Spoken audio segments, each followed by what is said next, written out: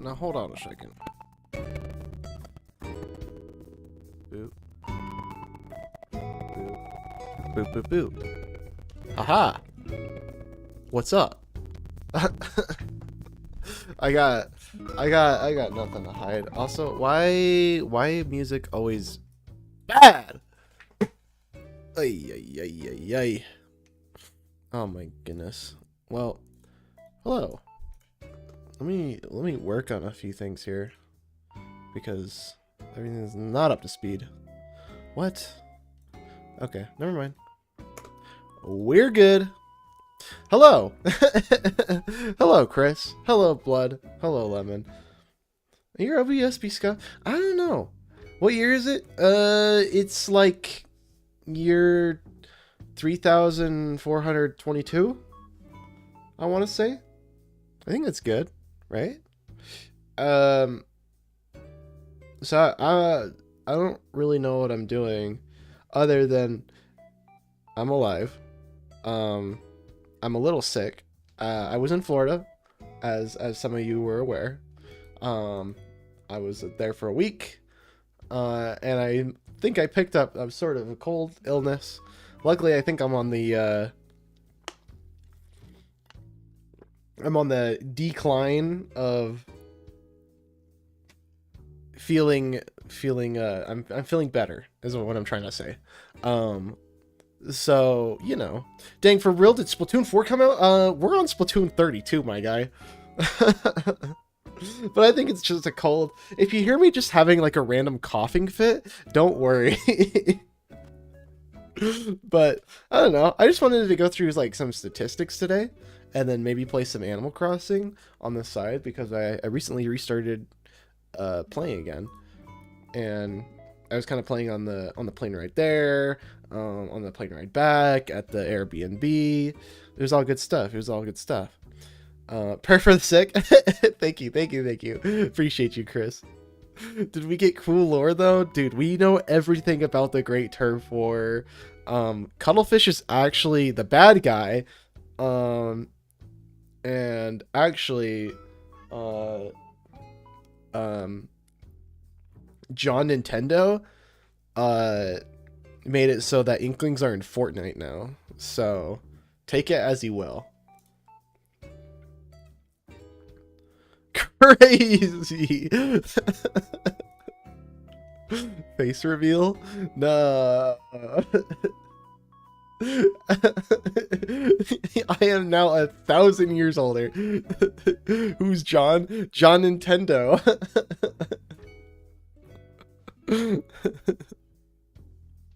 Don't you know John Nintendo? Come on now. So anyway, I'm not my usual self right now. I am a little congested, so sorry if I sound like a dying something. I don't know. I can leave it up to your imagination. Yeah. Anyway, we have so many things to talk about. I mean, should we do like YouTube statistics? Like what happened? Oh, okay, hold on. Let's go down the rabbit hole of what started 2024. All right. So right off the bat, let's go to our live here.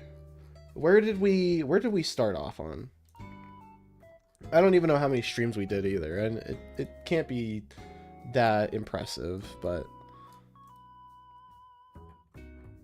let's see here.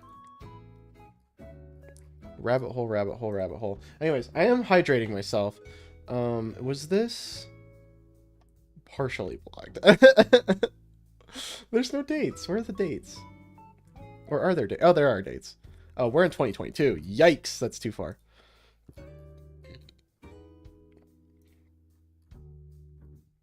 Okay. Hold on, here we are. Okay, so first off, we started with a Splatoon 3 big run. It looks like. Yeah, the jump stream from November 25th to December 2nd. I did no streaming in December of 2024. Of 23, sorry. So I made that video explaining that I was just like on a hiatus Nothing for the month. I just didn't feel up to it. It was a good time. It was a good time. And then right off the bat, we reached level 999 in Table Turf, which this badge, if you don't already know what this is one of the hardest badges to get in Splatoon 3, just because the insane amount of time it takes to grind this. Obviously I didn't grind all of those levels because I'm not some statistic insane person, you know. I would say I'm a pretty average normal guy, but this was the final move here. This is it. This is the music. You were at Disneyland during that big run? Nice. Did you miss it though? I'm sad if you missed it. This is it. This right here, boys and girls. This is it. Okay. Where's... Oh, Animal Crossing right here. I'll turn it down a little bit. Here we go. Anyways, we did like a little hype moment for it. It was fun. You got Bloodlust right here. This is so winnable. Bear Tuna's in here with us. This was the final game. We're playing like the... Yes! We're playing like the music in the background. It's so hype. It's such a good time. Boys and girls, It's so good. we've done it. Cat Claw was there. Oh This my is it. goodness. I was here. Post it in the comments. The second day I got 6. I don't really remember. Mr. Oh Coco has been man. defeated. We are ranked 999. This is it. So that was really fun. We come over here and we equip it. That's all. Good stuff. Good stuff. We just move it over. Oh, and let me be clear. I am still a solo VTuber, right? I don't even think I knew Bloodlust streamed at the time. I think I did actually. So I had like maybe, yeah, I had like one friend who was also a VTuber. So I'm not completely solo here, but I didn't even know, or did I? When? Okay, hold on. Now I'm questioning it. You definitely did not? Really? Was there a... Oh, no. Okay, I got the timeline way wrong. Like late February? Okay. So apparently I didn't... Okay, so at this point I didn't even know Bloodlust streamed, which is kind of crazy. There. Boom. That's all we need. That's all we need. So that's cool. I don't know Viren, I don't know Mars, I don't know Kaz, I don't know any of the Vitaverge community quite yet, right? And so we kicked off 2024 pretty strong, I feel like. It was a good time. We played the Frosty Fest for 3 days. This one's privated? Is this... Maybe this was like a test stream, I think, probably. It has 3 views, though. I'm kind of curious. Let's click on it. Probably a test stream. Yeah, it looks like it. I think it's just gameplay. I think I was just testing, like, some recording here. Which is kind of funny. 2024 was a good year for me, not gonna lie. Hey, glad to hear it, MK. Glad to hear it. 2024 is a crazy year, TBH. I saw a lot of growth in this year. So, like, we had just hit 300 subscribers on January 20th. Which was really fun. We played Jackbox, I remember. This 300 special is one of the wildest streams you could probably ever watch on my channel. Just because of it's Jackbox. If you want to laugh at one of my streams, go watch this stream because this one's so funny. Especially this part. When we were playing this game, it got unhinged that time. Oh, Roommate even made an appearance. We were teamed up. Bear sounds. Wow, Bloodlust got mocked. So yeah, he was joining in on the fun, which was really cool. And this was a good time. We'll be doing another sad I missed that. It was such a good time. We'll be doing another Jackbox stream. I think I want to do it sometime this month. If we can hit 600, we're 8 away from hitting 600. So I mean, if we can hit 600 within the month, that's just an added bonus, right? And I could just kind of fix it into that. I didn't do a 500 special because I really don't know why I didn't do a 500 special, because I just kind of forgot about it. And then people kept asking about a 500 special, and I'm like, well, I'm kind of already past that. I don't know. It was alright. I'm gonna be honest, I forgot about Roommate. You know, Roommate's just kind of like one of those guys that just appears, and then when he does, it's like a light bulb goes off, you know? He brightens up the room a little bit. He brings a good mood, but he's not something you think about every day. And that's fine. That's all he needs to be. He just needs to be that guy you like, you know? So yeah, Jackbox is really fun, especially with fans. I'll have to do that more often. It was just very unhinged, which kind of scared me, because at the time, that wasn't really my audience. So I feel like I might have scared a few people off. But nowadays, I think I know my audience now a little bit more.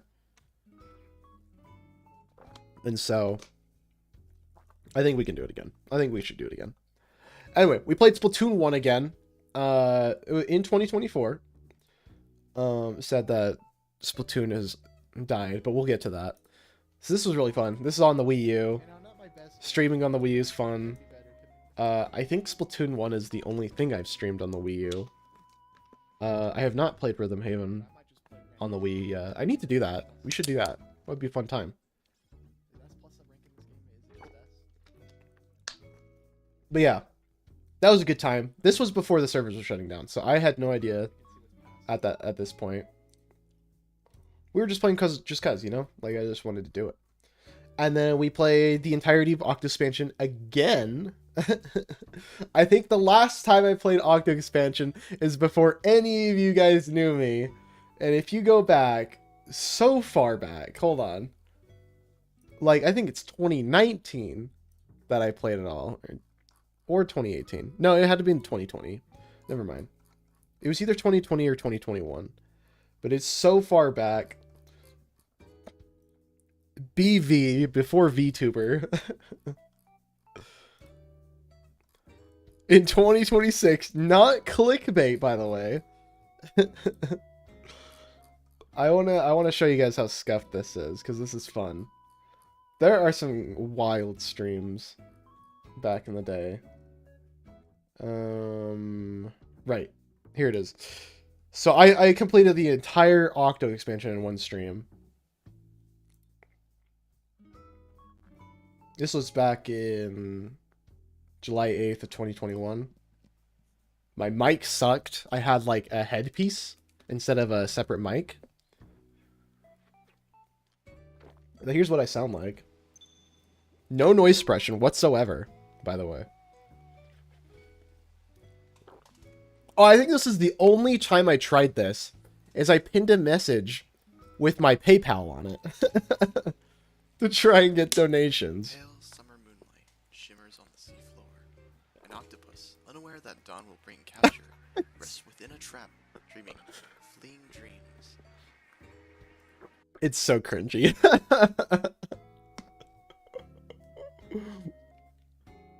But I mean, if you want to see cringe, you go back and watch my freaking, like, Minecraft streams right here.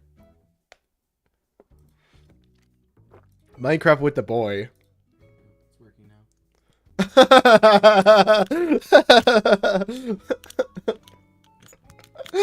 It's so bad. On the tripod. Playing Minecraft. And this was back, oh my goodness, 2018. Yeah, charger for this. The light's on. And that's my brother talking in the background too. So, I don't know what we're It's so funny, dude.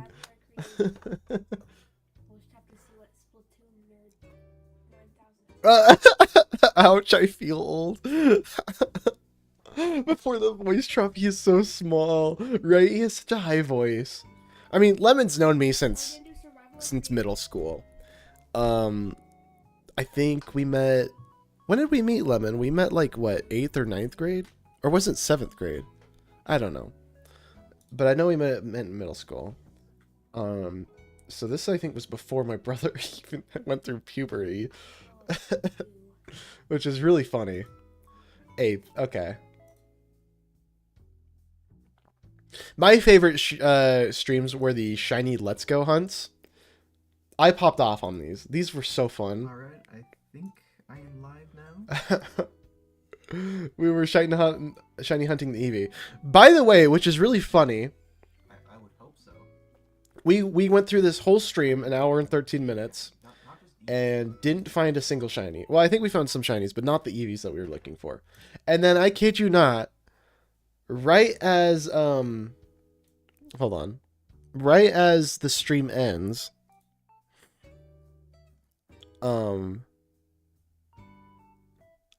that shiny Eevee pops up. Oh, it's not even on here. Never mind. Oh, wait.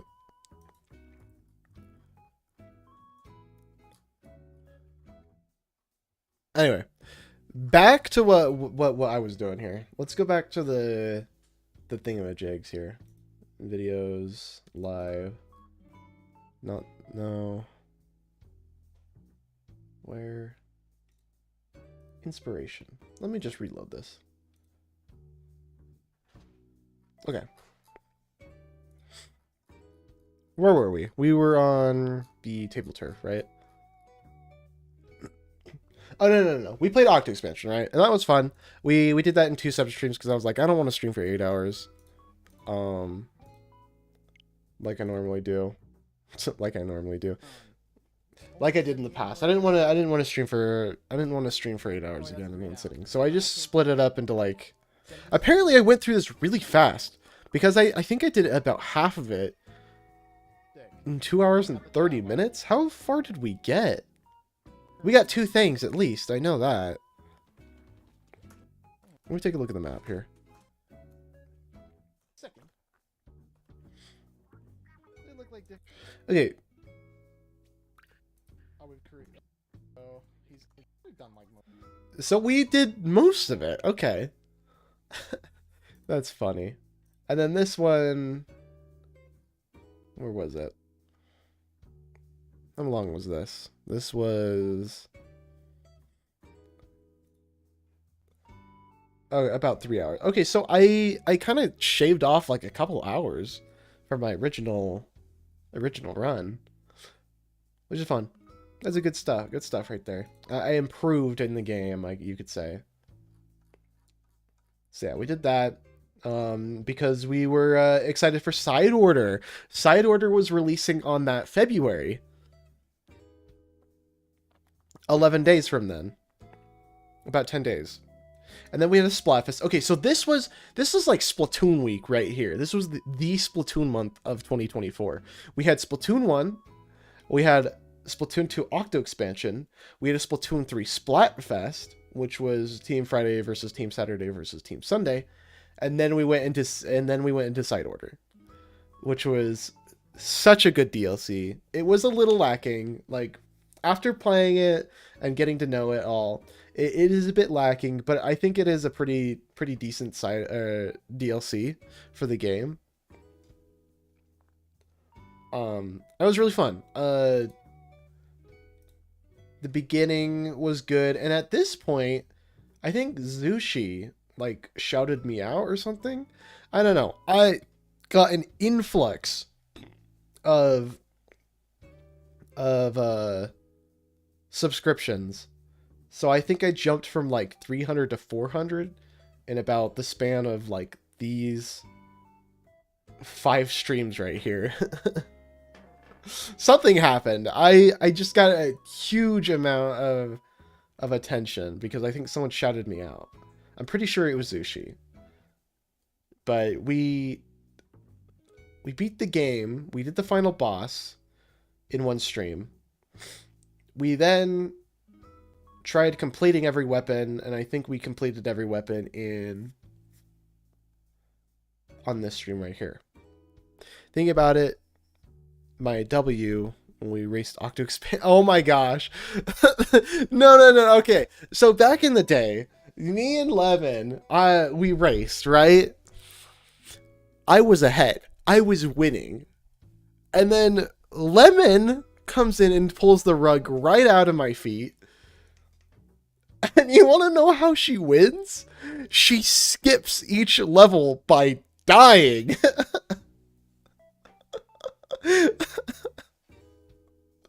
I'm like, what? I mean, again, it wasn't against the rules. We never said anything about it. But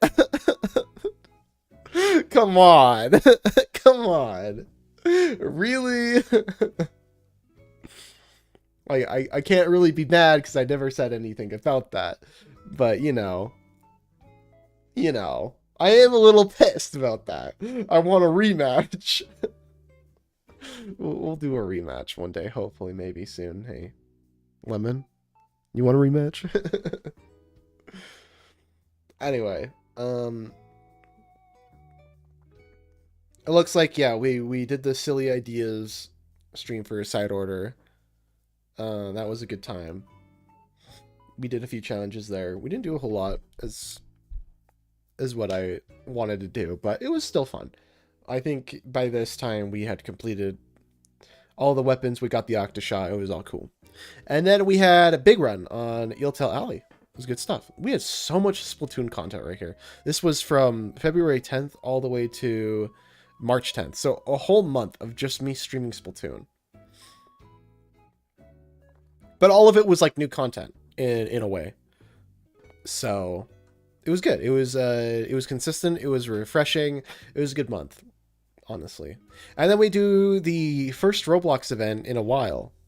The Hunt. I thought this was going to be a lot better.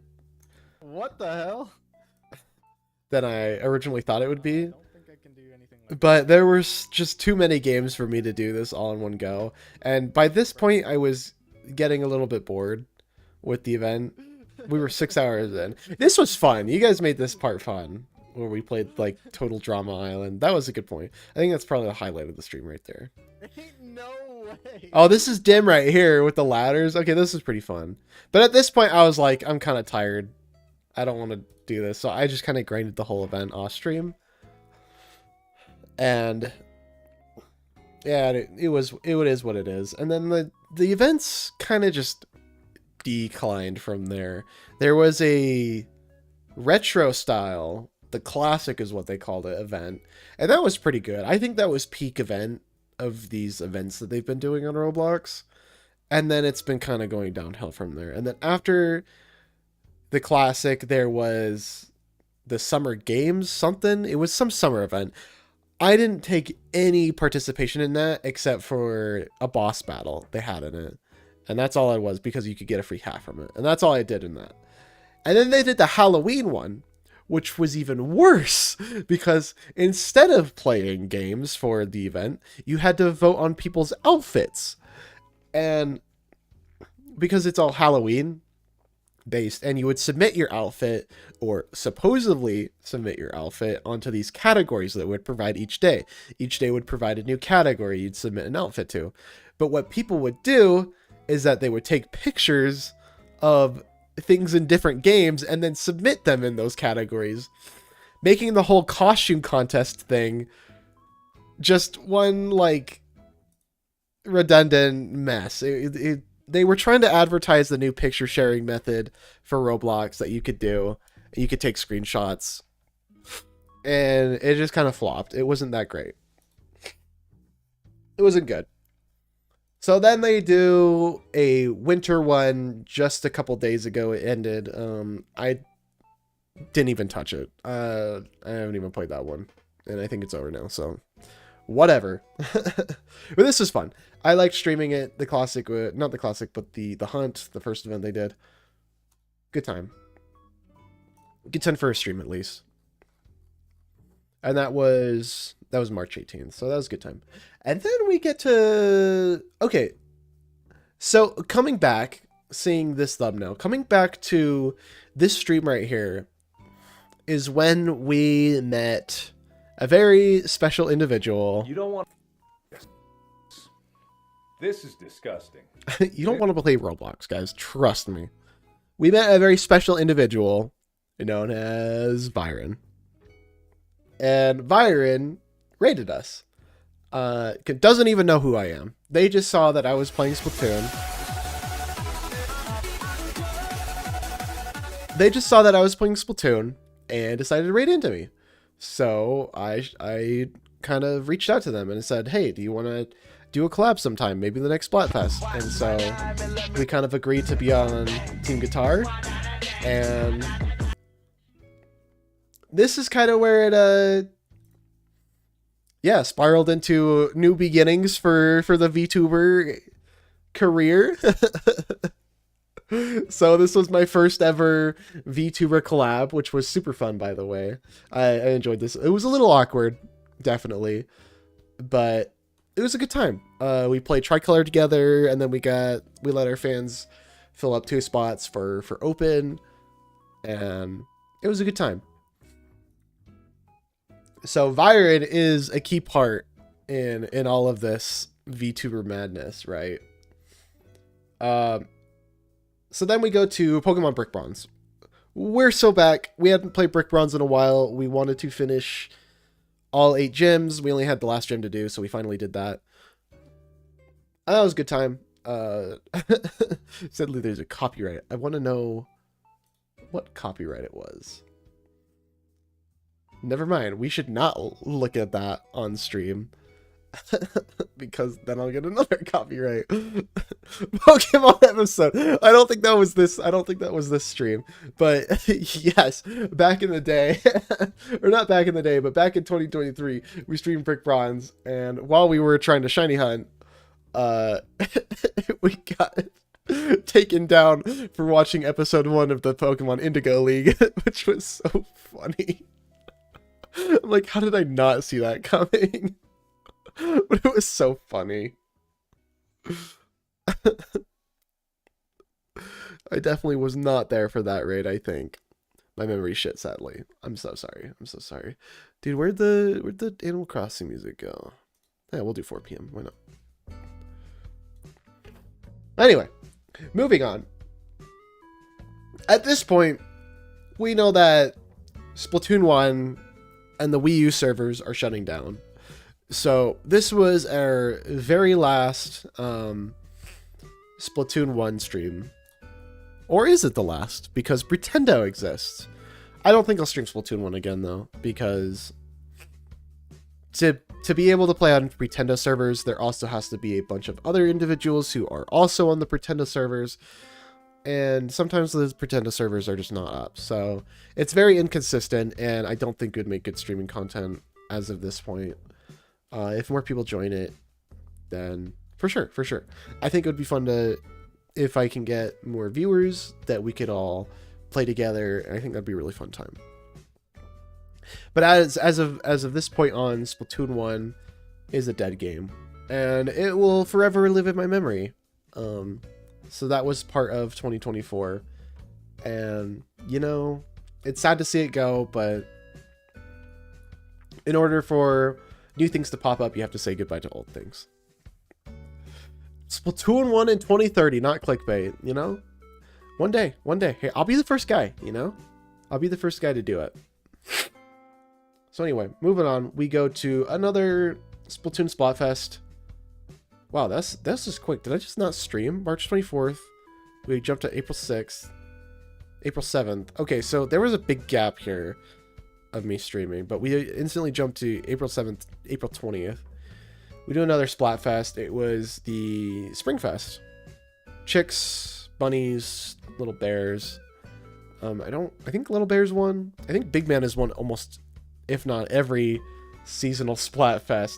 So hey, if you want to be the winner in this upcoming Frosty Fest tomorrow, probably choose Big Man's team. I'd say that is a good baseline to go off of. Anyway, me, the mad lad, simps for a character in Genshin and decides to stream it again. So we stream Genshin once again. For those who didn't watch me back in 2020, 2021, I streamed a lot of Genshin content, and I think after, if not like ending 2021, I kind of was like falling off of it a little bit, and Genshin's just not my thing anymore. It's kind of like repetitive gameplay, just nothing's really interesting me. I was kind of just dumping money onto it, not really enjoying the game at the time, and I was just like, why am I doing this to myself? I'm losing money, you know, I'm not enjoying this. I was kind of keeping like this consistency of me wanting to own at least every character in the game as like sort of a flex, but I kind of was like looking ahead in the future. I'm like, how realistic is this possibility? And I'm like, I'm gonna be moving out soon, not gonna be sustainable. So I kind of just dropped Genshin. That's an addiction I had. But yeah, I wanted to know what was going on, so we played Fontaine and that main story. I think once Notland has its story all done, I might go back to that. So we'll do the main stories. The main stories are cool. So yeah, we streamed that 3 days in a row. We completed all the main story. Pretty good story there. It was fun. Anyway, we go in. You know, was this stream, this Brick Bronze stream, did we shiny hunt for the Ho-Oh? Yes, we did. Okay, so this stream we also were doing, we came back because we were going for a bounty. We were going for a shiny Ho-Oh bounty. It had to be at least 4 perfect IVs.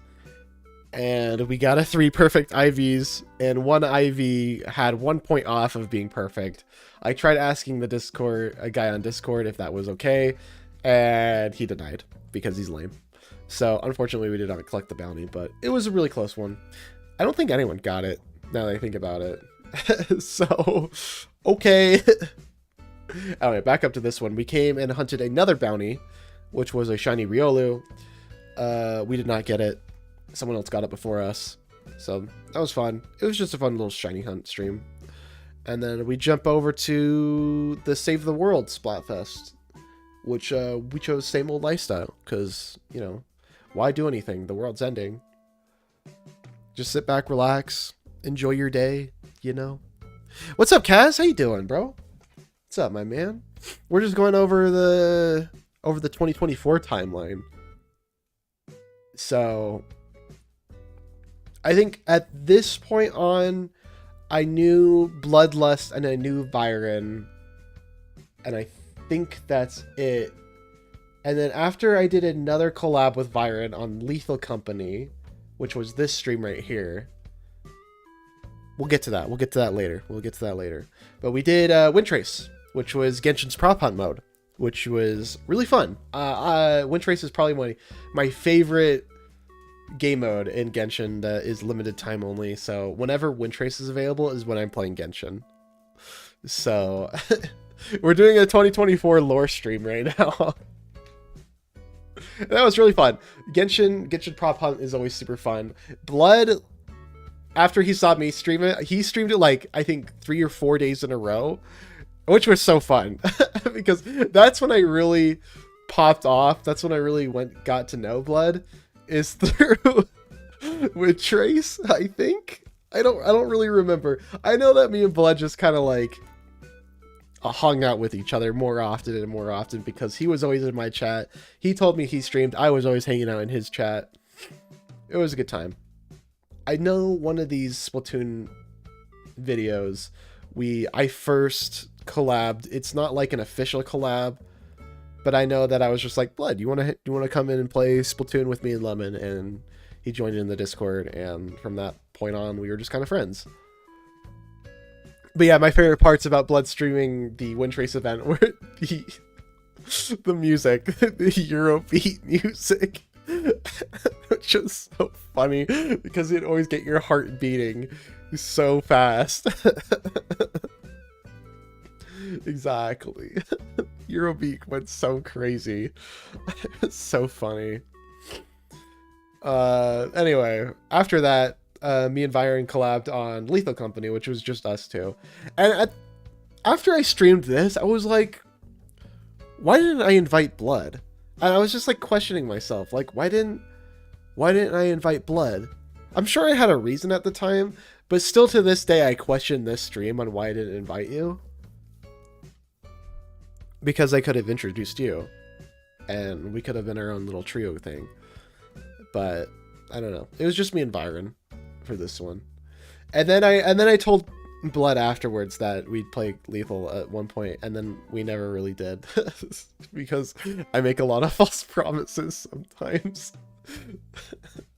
Like, I want to do things, okay, but I sometimes just get too busy. Anyway, we do another big run here, and I decide that I want to help out those who need help for big run and just want to earn gold. It took 6 months. I'm so sorry, by the way.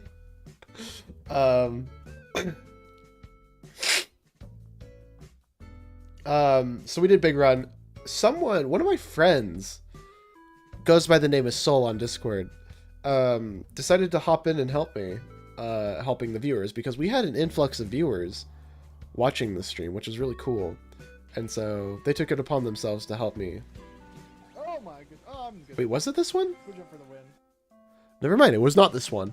Good roll, I thought this was Eeltail Alley. Anyway, this one I was still helping out people. The one I'm thinking of is a different stream.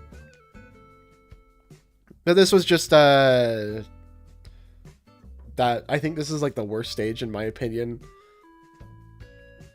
It's okay. It's fine. Nothing really notable in that stream happened. But then we come up to the first Capture Card 3DS stream, Rhythm Haven Paradise, which was really fun. I was getting kind of annoyed at one part because there is a slight audio delay, and audio delays and rhythm games do not mix well in the slightest. So it was this one specifically. I'm sure you know, Blood. Oh, Lemon was here too. I'm sure you know how difficult this was for me, because it is so fast and it is so time-based, and when you don't have those audio cues, you have to kind of just use visual cues at that point. And that's what I was kind of really focusing on. But especially with the audio, it was messing me up so bad. You can even see up here in the top right, like where I'm hitting it. So to the left means it's too early, too far to the right means it's too late. And depending on where the sparks flash is, you know, how late, how early you are. If it's right in the middle and does the rainbow, it's perfect. But yeah. This one was so annoying. I had to hook up external headphones to the DS and play it, and then I was even worse because I was so used to the delay. And at that point I was just like, okay, I kind of just have to power through it and hope that one of these attempts gives me a just okay. There was even a BRB because I had to take a break. I'm like, I just need a refresher. But yeah, we eventually got like a just okay, I think. I think that's good. I think that's good. I think really think that's Like, good. I don't care. I do I'll not follow care. for you. I'm not trying to perfect this game on stream. Locked The in. eating one was also bad. Oh, with the... Where was that? I think I remember that.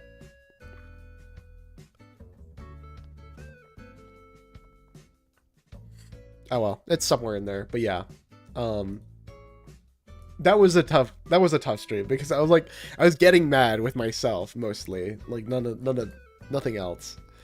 Anyway, at this point on, oh, too far. Byron invited me on Discord to join a VTuber group known as VDiverge, and that was really cool. That was really cool of him, and this is what sparks the whole VTuber spiderweb friend group that we have going on. I think it was after this stream, somewhere on the timeline over here. It was really cool. And so after that, I joined my first VTuber collab with Kaz, wait, Kaz was in this collab? Oh my goodness. Okay, so I had no idea who these people were, right? I knew Virid, and that's about it. So I collabed with Kaz, Celeste, Sod, something. I can't remember what this guy's name. I guess we could look here. It's all just links. Never mind. Sod, something, I'll get his name later. Jumping to Inochi. Bunch of cool people. Non-stream perspectives. There we go. Hi Flash, how's it going? Hey, I'm doing well. Thanks for asking. We're going through the 2024 timeline right now, and all that happened. Because this year was really big for my channel. This was really something special. Like, a lot happened this year. So I just wanted to, like, kind of go over it for a sec. So this was the first collab. You can even see at, like, this point in time, I am so nervous because... Is that... I have no idea when to join in on the conversation. Like a rented work office where everyone works together, they're like, nah, we're just gonna work on our own projects at home. I miss like the feeling of you. Anyway, I know that you... I think it was Kaz and Sod? Sod Passion Gaming. Yeah, that's who it is. That's who it is. You guys were talking about like Doctor Who or something. I was like, I've never seen the show. I don't know how to join in. Oh, and jump. Yeah. But I think at this point we had kind of... This was the stream that we had to make concrete rules that you kind of have to be streaming when a collab starts. Because, as you can see, I'm already 48 minutes in. No gameplay whatsoever. I was like, tell them I like that shot. And I'm like, what are they gonna do? Like, one of my viewers watches that show, like, what? Anyway, as you can see, 48 minutes. No gameplay yet. We're still going. We're still waiting. Finally, at an hour and 30, we're setting it up because one person, I'm pretty sure it was Sod, was just not ready yet. And so at that point, after the stream, we had to like kind of set rules and say, hey, if people are streaming, just cut to the chase, get it going. right.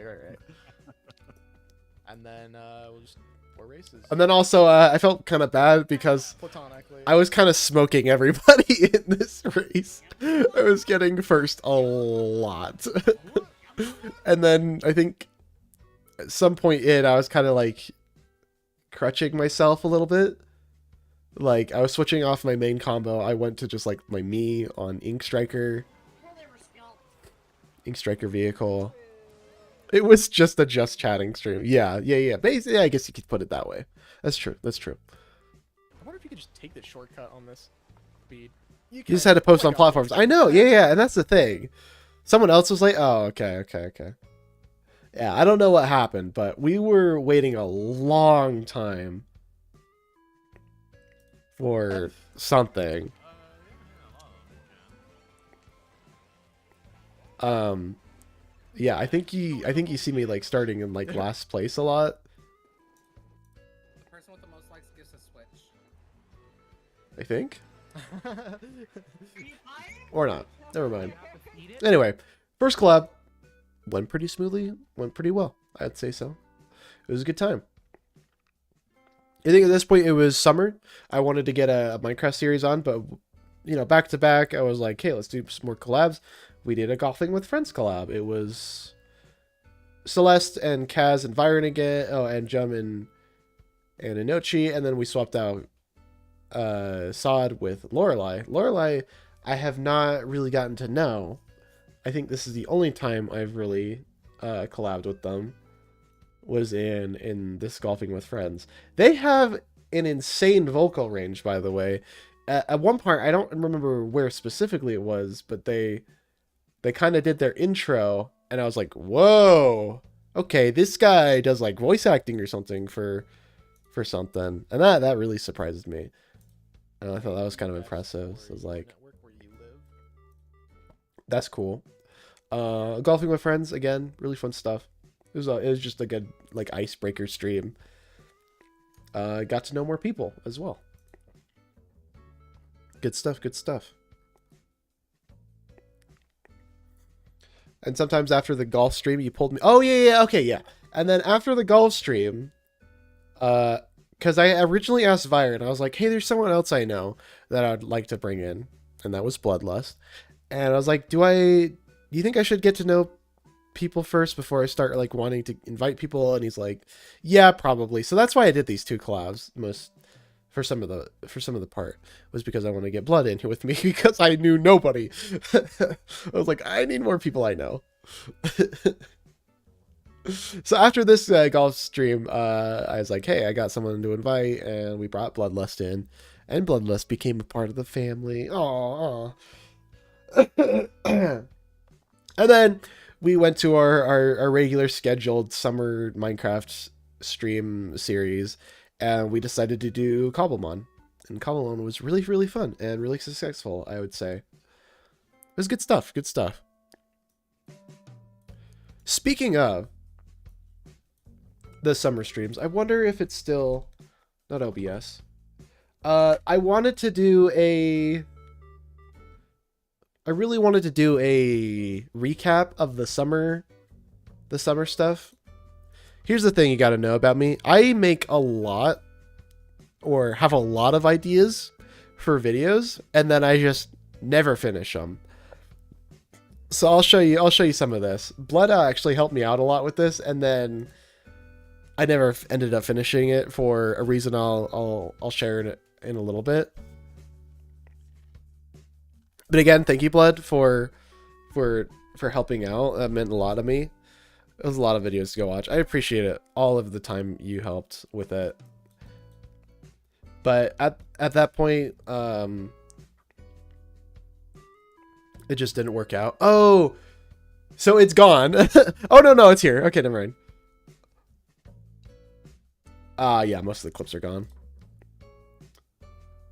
Right. Is the beginning? No, most of the media's been put in different places. Okay. Yeah, so I had a video planned. But here's the thing. Halfway through this Cobblemon series, my PC decides to die. And that was not good. That costed me a lot of money. But we'll get to that. I think it was...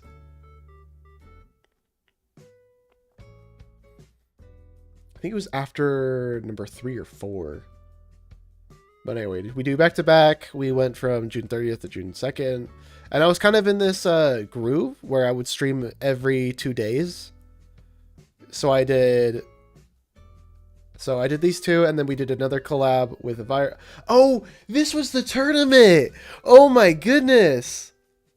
This was so much fun, dude! We did a Splatoon tourney with Vyron, Bloodlust, and Mahi. Oh my gosh, this was a fun time, because I think it was both Blood's and Vyron's first tournament. He, being a little scared, thinks that they were just throwing on purpose. And this was, you know what, here's the most funniest part right here. We got 3rd place. Me personally, I want to say we got 2nd. I'll get to that in a second. But just know, I think personally we got 2nd. We went up against this team, and we decided to go like all swords. Don't use our main weapon. Right here. We go all of the new Splatana at the time. Yeah. Byron didn't have the new VTuber model yet. He's still rocking the old one. Okay. I was kind of popping off. I'm not gonna lie. Got 3. 3 off the bat, by the way. You know what we're doing, right? Sure. This is like a practice run. This isn't like the official tournament. So we're just memeing around. It takes They are almost less than a minute. We KO them at 3 minutes 40. Keep in mind, I don't think any of us play Splatana. So that was really funny. Anyway, let me explain why we think we got 2nd. So we went up against a team that had like crazy like some crazy players on it, right? There was like a trained professional who like trains teams or like gives advice, like a coach. They had a coach on their team. And that person was like carrying them so hard. We got, I think it was first to 3, or maybe it was a best of 3. I think it was best of 3. We got 1 win, and then they got 2 wins, so we lost. And it's single elimination, so we were just out immediately. The other team this was semifinals, by the way, and they move on to finals. They go up against another team. That other team they go up against didn't get a single win on them. That's why I think we got second, because we won against the winners team, you know? And I just want to say, if we can win against the winners team, I feel like we deserve second. I feel like that's fair, you know? Anyway, this tournament was really fun. It was a good bonding experience with Byron and Blood. So, we're besties now. Anyway, same day, like literally right after that, we do the theme park Splatfest. This is the summer nights. What would you reserve for a day? Would you rather reserve a palace, a theme park, or a beach? I was on team theme park because I feel like there's so much more to do in a theme park. And if you're reserving it, who else is going to be there? You're going to be able to go on all the rides, all the stuff. And there's going to be no queues, you know? I'm pretty sure Team Beach won because of course it did. Because it's Big Man, you know? And that was good stuff. Just a little exhausting because this was like early in the morning, and then I think I did this later in the night. I was so wired. I think I had like drinking like 1.5 energy drinks in this tournament. I was so wired. I think I got like an hour of sleep, and then I went into the stream. It was rough. But we don't talk about it. Anyway, 2 more Cobblemon episodes. We do 3 and 4. Good stuff. I think in episode 3, we find a shiny Eevee. Full odds. It was like a 1 in 8,000. Really good stuff. And then we decided to change it to... Did we keep it 1 in 8,000, or did we switch it to 1 in 4,000? I don't remember what we did. But at some point we added... I added like the raid system where random outbreaks would appear. And that made like the chance of finding a shiny super easy. So that's where most people got their shinies. Oh, I did 3, 4, 5. And I think at some point in this, my computer just decides to die. If we see like a jump in... Was it here? There's like gotta be a jump in a timeline at some point. Right here. Okay, so yeah, it was this point, I think. July 2nd, computer dies. And then we get back to streaming a tournament July 13th. Right, and I get it all working again. That was rough. It was really expensive. It took me a month to make that work for your win. That was a good artwork piece. If you still have that saved, you should repost that again. Or pin it. Somewhere at least. RIP PC. Yeah. Wait, hi Tuna. Tuna can contest because he came over to my apartment and we were trying to like figure out how we could save my hard drive. Not my hard drive, my M.2. And luckily we were able to save most, if not all the files. It was good. It's a really cool setup now. Yeah, I got a new desk. I like where my computer's stationed now. My PC case, I decided I do not want any LEDs. So there's like no lighting on it whatsoever. And I think it looks really, really clean. It's got like a wooden front and like completely black. It's good. It's really cool looking. Like, I don't need LEDs. Why do I need to be all extra? I don't need to see all that crap. It's just distracting anyways. So anyways, it's like a mesh case too, no glass on it.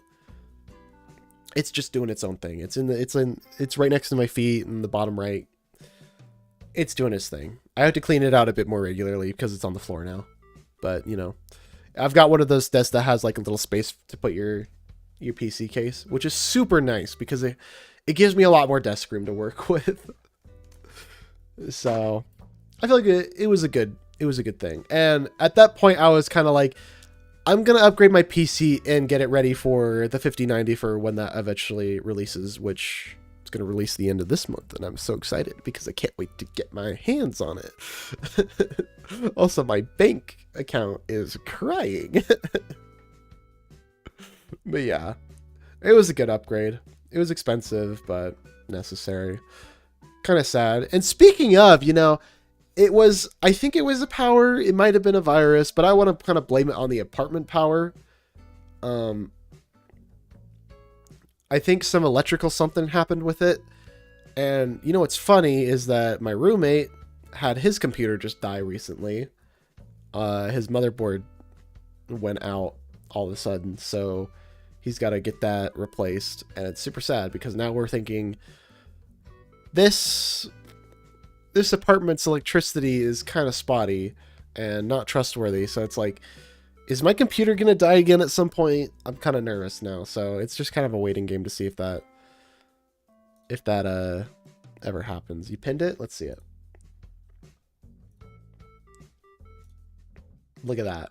Good artwork.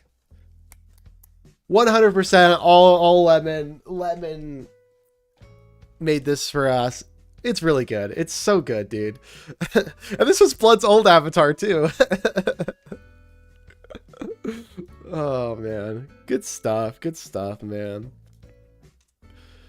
Thank you, Lemon. Anyway. And then after the 5th episode of Cobblemon, we were searching for Rayquaza in that one. A new addiction starts. I get addicted to Zenless Zone Zero. Only for a couple months. Real. Yeah. So this is when Zenless Zone Zero came around. I joined it on like the last bit of 1.0. Or no, it was like halfway through. And I instantly fell in love with Ben. We had so much like Ben, Billy hits and misses. It was a good time. Blood liked Ben. Blood liked Billy. I liked Ben. It was an ongoing war for a little bit, but I've kind of grown to like Billy a little bit more now. Ben's still really cool. I still really like Ben, but it was an ongoing thing. And then I don't know. We got Ellen. We spent like $100. We got some crazy polls. Was it this stream or this stream? I think it was the first stream. We got some crazy polls. Like, they really wanted me to play this game. So I stuck with it. So I did it back-to-back Zenless stream because I really liked the gameplay. I liked it so much that I combined a Cobblemon stream with Zenless stream because I was like, I'm going to play Zenless to this time and then play the rest Cobblemon. And so it was like a 4 hours Zenless and then the rest was like 6 hours Cobblemon. And that was really cool. So that was episode 6 combined with the Zenless stream. Oh boy. And then comes the the Minecraft collab. And this was beyond Scuff. If you knew what Scuff was, you have not seen this stream. This stream was wild. So this was something kind of planned in the background. In Nochi Nightmares. Nochi had this idea that he wanted to do a Minecraft collab where we had 2 teams. And that's kind of where the idea sparked from, in my mind. So I was on board with the idea. I really liked it. And so here's the thing about Inochi. When he gets an idea that people are on board about, he goes the extra mile to try and make it better. But sometimes it just doesn't work out the way that most people are expecting it to be, because whenever he does something extra, he wants to go extra, and then when he sees that, he goes extra, and just keeps adding more unnecessary things onto something. So that's where this whole parkour tower idea sparked from. And this is where I'm getting to know Kaz a little bit more too, because he was on my team as well. Ah, man. Also, there were a ton of people in this, by the way. There were a lot of people. We had Byron, we had Kaz, Blood, Inochi. This is where I met Woodsman Jack, Choco, Cecily I met for the first time. I met Choco for the first time. Imaru for the first time. Cyril for the first time. Penlock Holmes for the first time. Bunch of great people. I recommend checking out all their channels at some point. Good stuff, good stuff. They're all super nice. But yeah, this is where the parkour tower idea sparked from. And I think we can all agree that it was not great.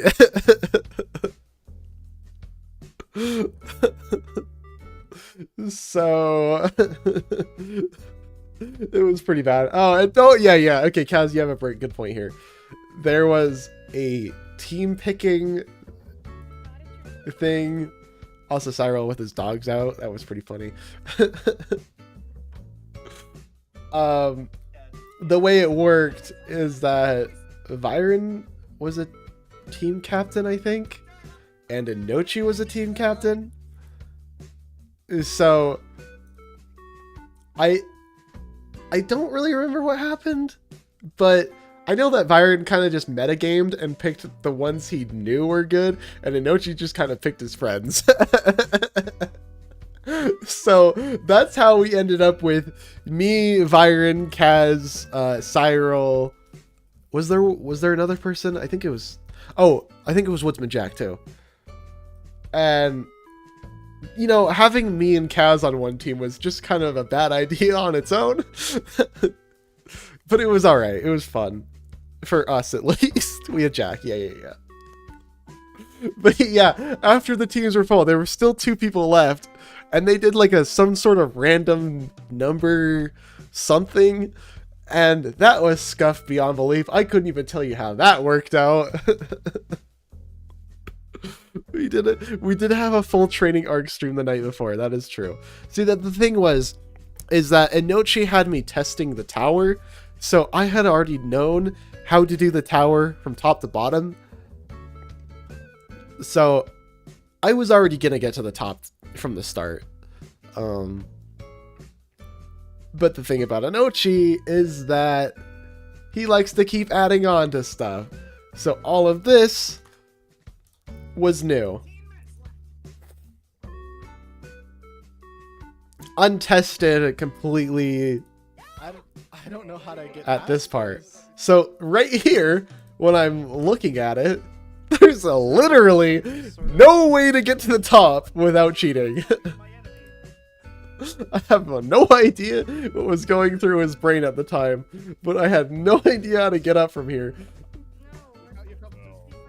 Because there's no blocks. Like, clearly these should be poking out, right?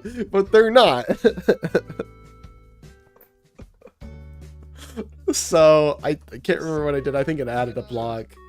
I went into creative mode. I'm checking it out, and I'm like, there's literally no way that I'm getting up.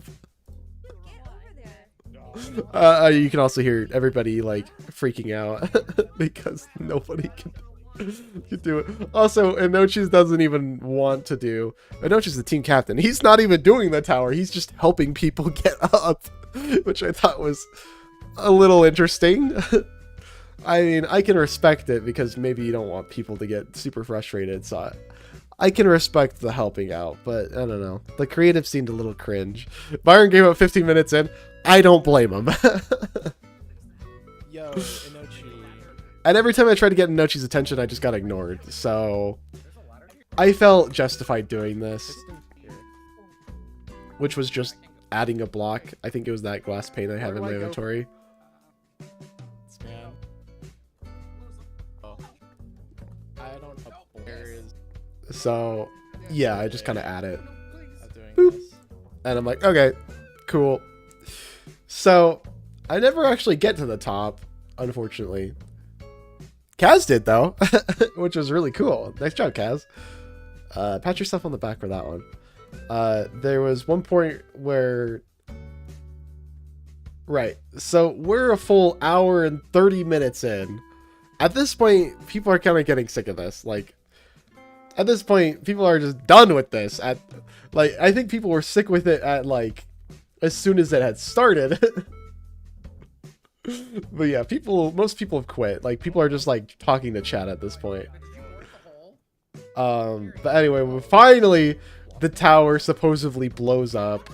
I was the first one on the top, but as you can see, it might not have been legit. By cheating near the end? Oh, okay. So, okay, gotcha.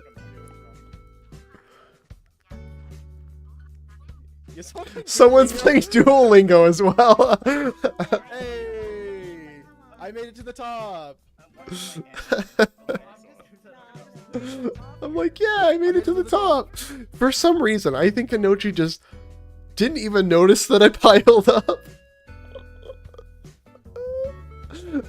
I'm like, okay, that's pretty cool. So finally, at an hour and 45, we're getting everybody in. This stream is so wild. Like, I just have to go through all the events that happen. Finally, we get everybody in. It's already an hour 45. We have this thing set up. I set a command block up that it's supposed to blow up as soon as everybody exits. There's a pressure plate that we set up, but In the crafting. I think this is my fault. Command blocks aren't enabled, so it doesn't blow up. We just run and nothing happens. So this is kind of my fault because I'm still new to making servers. I'm not the server enthusiast. I just mod the game, you know. That's my thing. I help with the mods. I'm not the server expert. Oh, by the way, the whole idea that I was going to be hosting off of my computer wasn't going to work because I think there were at least 10 people, and the way I originally planned it out to be could only hold up to a maximum of 8.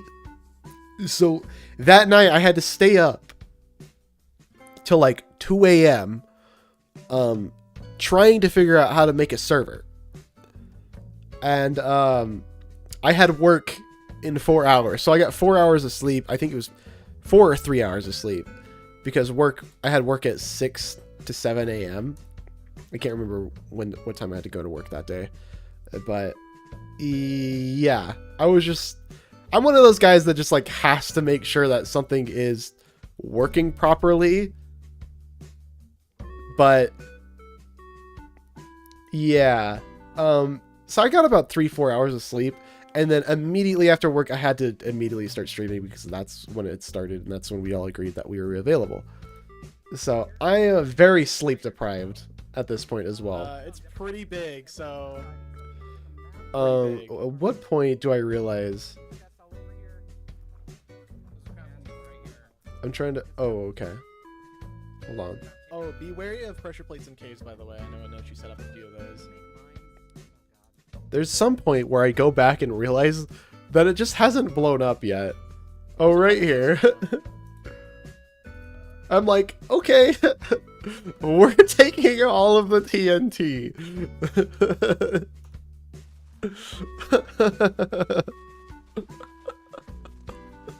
Which was really funny. So that is how Blood and Cecily and whatever There's so much TNT. other teammates they had, Inochi, Oh Choco, my gosh. got a hold of all this TNT to blow up our base, which was very, very comedy, very gold. I also straight up took a bunch of TNT earlier too. Oh, hell yeah. Okay. So we were loaded. Oh my gosh. And then there's another Oh my point. gosh, that was supposed to blow up. Where is it?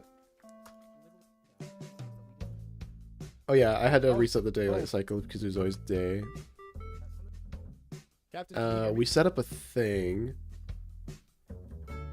Oh. Right here. Check this out. This was crazy for Anochi to add. Oh, I found a house. There is a chest here. Mind you, it is trapped. There's TNT under this chest.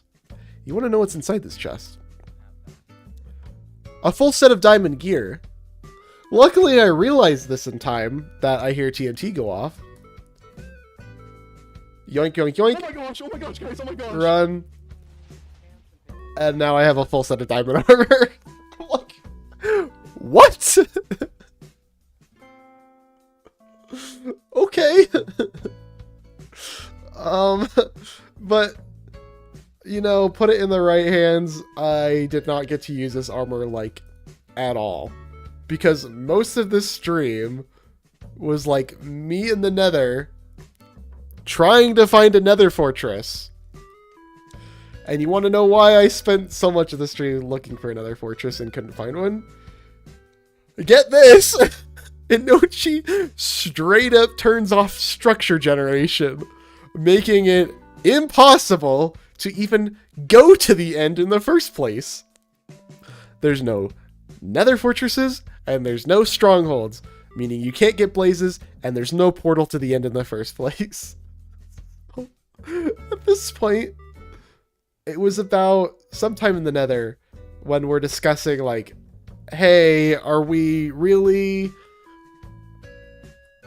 like killing? Is this like a race? Is it competitive?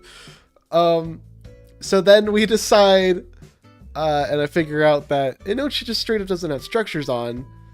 And we're like, okay, so this is no longer a race. And it's already 3 hours in, and some people kind of just want to be done at this point because some people just don't stream for very long. And 3 hours, 4 hours is kind of a lot to them. So we agree to just all team up and become a good little bunch of VTuber friends. And with the power of friendship, we take down the Ender Dragon. And Alright. Oh, accidentally. it's a good time. Also, there is a highlight that I should mention with Kaz killing Here, I'll make a Cecily spot right here. right as she's reaching 600 subscribers, which we're about to do right now. We're 8 away. So Make hey, a- if make a you're new source here, right here. hit that sub button. Where I'm standing, put a source. Where I'm standing. But I think that's funny.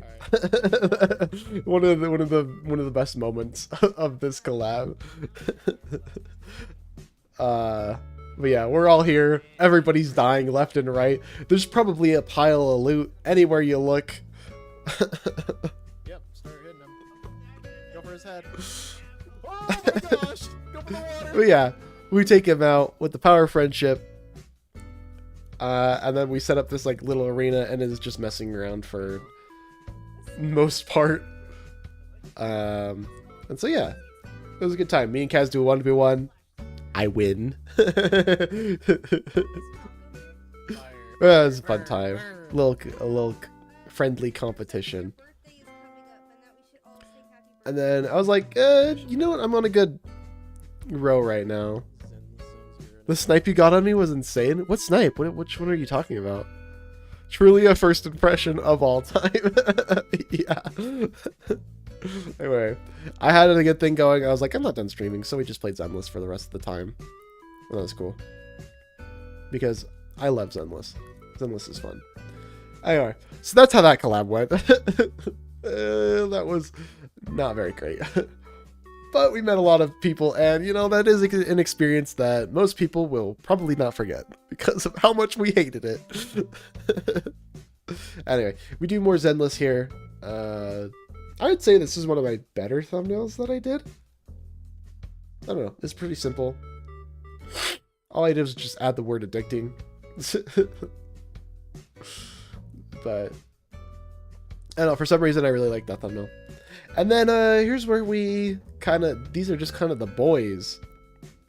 Cyril, Kaz, Blood, playing Castle Crashers, and someone just doesn't have great Wi-Fi, so it is playing at like 5 FPS.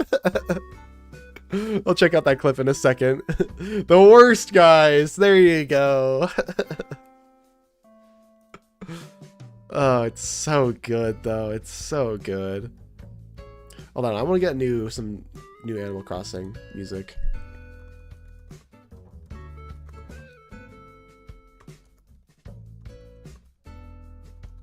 Let's see here. Boo, boo. There we go. Let's change it up a little bit. Anyway, this was an interesting bonding experience, to say the least. I would say this is one of the experiences of all times. To give you a little snippet of what it looked like. It looked like... Oh, this is not a good... There's nothing over here. It was like the desert. I remember this being the worst. Yeah, this is what it looked like most of the time. Where we can barely move. Mother help. I moved faster on the camel, so you know. So yeah, that was fun. And we played through the whole entire game. I was getting so exhausted of this game. It took way long. We probably could have beaten this in like 5 hours, but with all the extra latency that we had, oh, it was so horrendous. Blood showed up at level 20. We're like, dude, why? Oh man. And so that's kind of what we'll kind of ended off the summer here. Was we went to 1.1 on Zenless. Chingy had released. We went to Column 1 episode 7. And it is the second to last episode. Unfortunately, episode 8 got taken down for one singular song from a Pokemon movie. I think I never got the full details of what song it was exactly, and they never gave me the option to erase it. They just full on gave me a copyright strike, and that was really frustrating.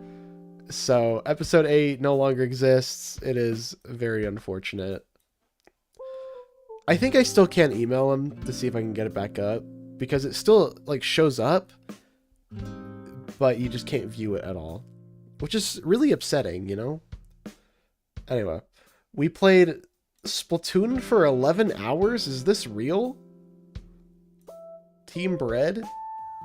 Was I just doing like one very long stream? And that was it? We played a Splatoon for 11 hours straight. Okay. Team Bread. Yeah, it was just one really long stream. And that was August. Okay.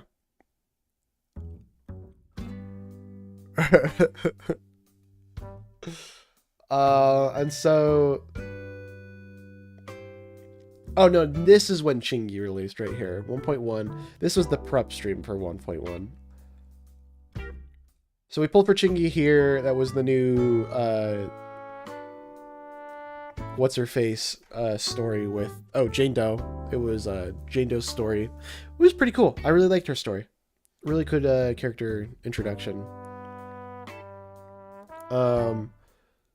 This is a Zenless stream where we worked on getting Ben and Billy set up, which I still kind of need to do that, but you guys have forgotten about it, so I'm not doing it. And then we played some late multi-game night. We played a little bit of Fortnite. We played a little bit of... What else did we play? I don't remember what we played. I never forgot. Okay. So we played Fortnite. We played Splatoon for a little bit. We played Splatoon for a while. Was this Roblox? We played Roblox for a bit. Oh, and that's it. So we played 3 games. It was a good time. That is a good stream. You know what? I really enjoyed that stream. This is a good stream. Anyway, and then this is where it gets crazy. This is the ending of the summer. I think I hopped on the Splat stream for like 5 minutes. Let's go. Hey. 5 minutes of watch time. I'll take it. This is where we started going wild with the Splatoon streams, because these were the final events, the final big boy events for the Splatoon 3 before they were just going to stop updating the game and start focusing on the next one for the series, Splatoon 4. We assume. There is no confirmation, but I'm I think it's pretty likely that we will be getting a Splatoon 4, especially with the final Splatfest. So this was the final big run. This is what I call Grand Run. This was cool. I think on this stream we did like one of the hardest feats you can do, which is beat the King Salmonids on the highest difficulty. Oh wait. I'm back in it now. Was it this one? Immediately. Was it this? Mr. Koho. No, it was definitely not this one. Anyway, we did that, and then we decided that we're done. That ended, and then we got Viren and Cecily. Kaz was hanging out. I don't exactly remember what you were doing here, Kaz, but we were all playing Splatoon. I was streaming. I think Viren was streaming. Holy we were playing. Fish face, we need to get out of here. We were playing like the new, I guess not new, but we were playing a challenge mode. Dolphin noises. Where it was like all Trizookas. What? Tight Thursdays? Huh? Okay, well now I'm interested. Okay. But yeah, we were playing the challenge mode here. All Trizookas, tower control. Very chaotic mode. I think we lost most of our matches. There. And then this was the stream before the madness. I do not. Oh wait, you do kinda. Oh, okay. Okay. We are getting to the newer ones. The more recent ones. So this is the stream before all streams, you know. I just wanted to play Grandfest to kind of get a feel for it. This was kind of a letdown stream because we did encounter a 333X battle. And for the final Splatfest, you know, it's like I really wanted to win it. That would have been the third 333X I win in a row, and I really wanted to win it, but sadly we kind of fumbled it and did not win. Also, I was really proud on this intro for the starting soon. I think this is really cool. I'm gonna have to start doing that again for something. But I was really excited because this was the Splatfest to be a part of. And we streamed this for about 4.5 hours. I was really in the Team Past mood. And I made a promise, and this is a promise I kept, that I would stream Splatoon 3 Grand Festival for 24 hours straight. And you know what? Me and Bloodlust, we did it. I had to separate it into 2 streams because YouTube doesn't record past 11 hours 55 minutes. But we freaking did it, dude. 24 hours. It's split into 2 parts.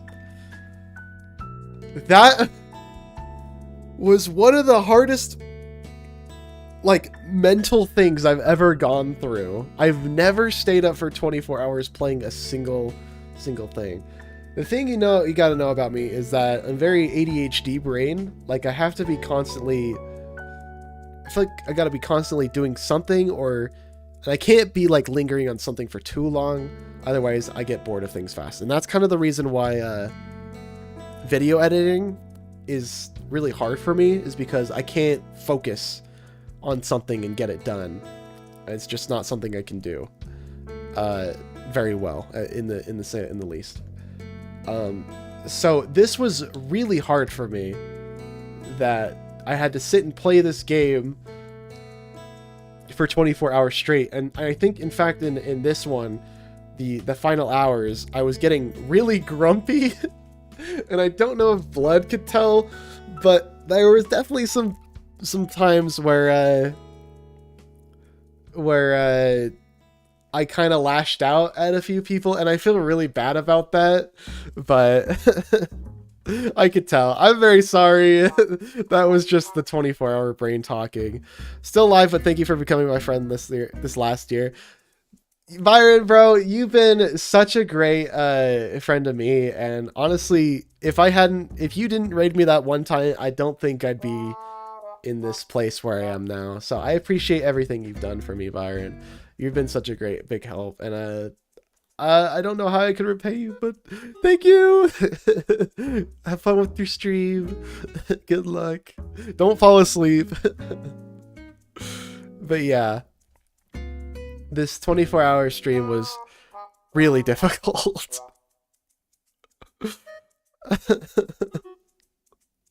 Yes, tears. It was good. It was good. And then we did a little short 2-hour stream after getting a little bit of Betty by. It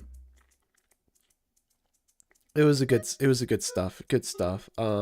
This little 13-minute stream was just a third stream off of this 24-hour, because technically it was a little over 24 hours. But this third one was just to me saying thank you everybody for watching. There were some really cool people that had stayed for most of it. There was, I think I can name a few off the top of my head. There was Morphin. There was who else? There was Doug. Squid came in at the last bit. I think it was Morphin and Doug for the most part. Oh no, I think Rainbow was there for a lot of it. I'll have to check the other one. But yeah, there were some really cool people. So in this little 13 one, I gave out like a bunch of channel points for the stream avatars. I think I gave like 5,000 out to the people who were in this little 13-minute stream there. I don't really remember. I don't think you were there for like the ending, but I do remember playing with you, Lemon. I do think I might have lashed out at you a little bit, and I felt really bad about that at the end. But again, I was streaming for 24 hours. I don't want to make that as an excuse, but again, I'm very, very, very sorry. Not my proudest month, but I think I now know that 24 hours is just not for me. So anyway, I will never forgive you, SMH. Okay, you don't have to forgive me.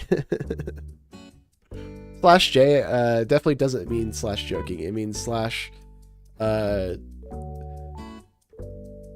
are you kidding me? I hate you. With a J. Anyway, this 2-hour stream here was just the announcements. I think right as I started this, the Grand Fest had just ended. So we were doing polls for Jane Doe because I had not polled her yet and she was about to leave. So I wanted to pull her. So I got her and her weapon. The polls were not nice to me. I did not get her very quick. But yeah, it was at this moment on, I knew that Splatoon 4 was going to be a great game. Because of Team Pass for the win, baby. Yes! Guys, we did it! Yes! Oh my gosh! We did it! As you can see, I was very excited. Oh my gosh! Good morning, Mars. How you doing? How you doing, Mars? How's it going? Oh, Jesus.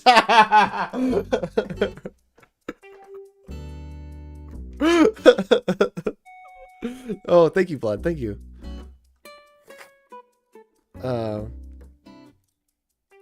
Shout out to Mars. What's up? No?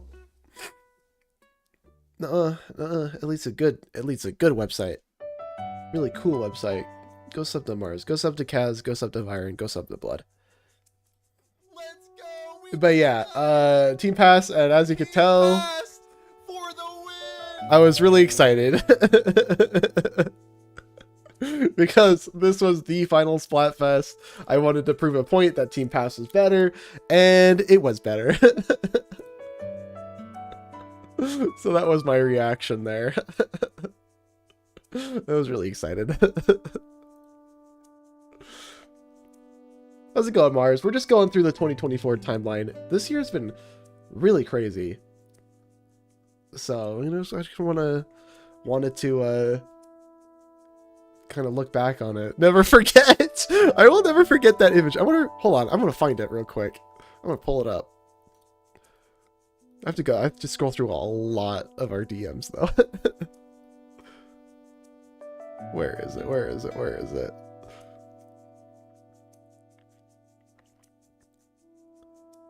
Where is it? It's somewhere. It's got to be here somewhere.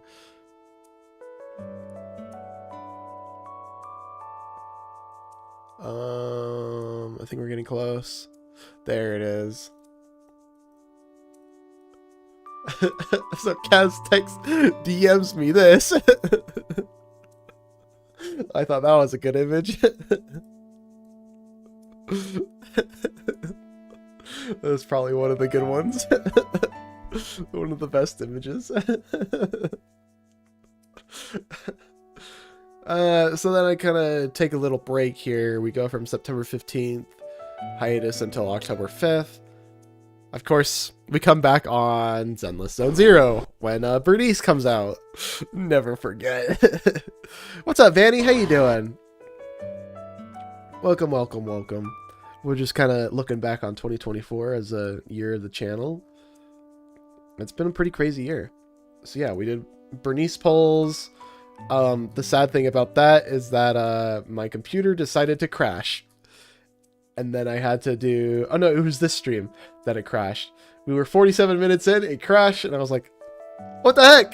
What happened?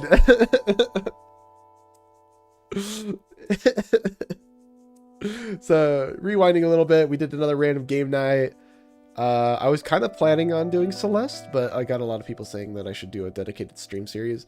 So I think we'll do Celeste sometime in 2025. I don't know when, but maybe sometime soon. But we did do like every other game on this here. We did Buckshot Roulette, Five Nights at Freddy's, Rain World, Content Warning's really funny, especially if you can get the right people with it. I need to play that game more. It's a good new... is it Newgrounds? No, it's not Newgrounds. It's Landfall. Good Landfall game. I wonder what this year's April Fool's game is going to be.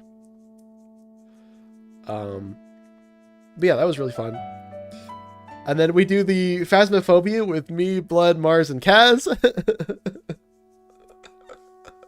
I think me and Mars had the time of our life in this stream. And these Kaz and Blood, I think, hated us. Mars, I would love to play Content Warning with you. I feel like we could get like me, you, Blood, and Kaz. I could be another Phasmo. Kaz was having Kaz the prison word. the prison is all I can remember. Kaz singing his little heart out while me and Mars were just dead following him around. I think Blood dies instantly. Me and Mars die at some point, and Kaz is the only one left not even realizing it. It was so good, dude. Blood flat out went to another game. Started playing like Bookworm or something. It was so funny, dude.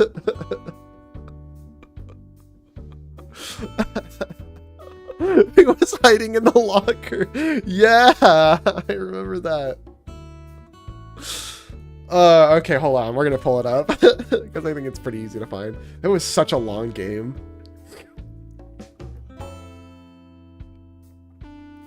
Let's see here.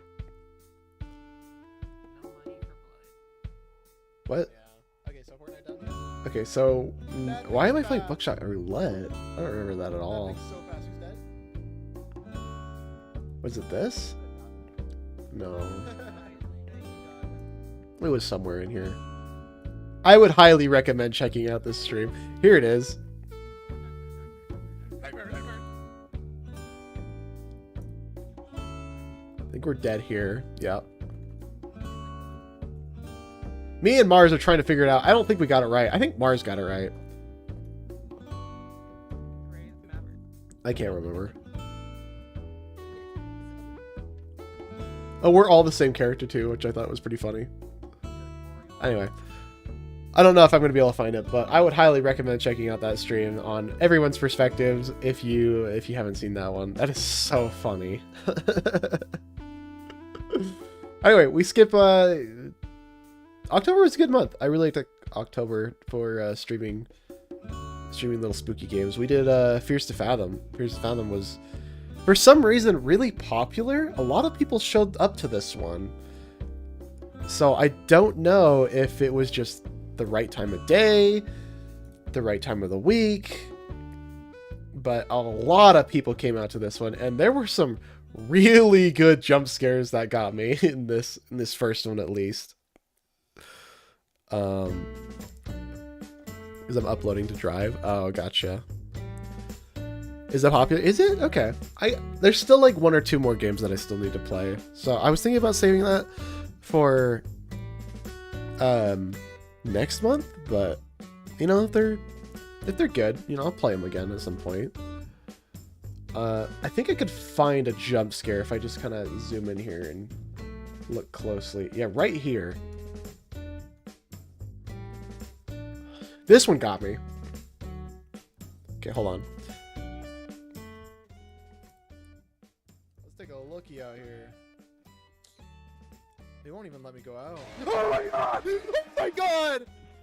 Oh my god, bro! Jesus!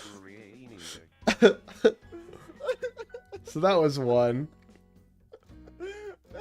I think there was another one that got me really good. Terrifying! I hate that. Wait, there's like endings. Where was it? I know there was one. It's like...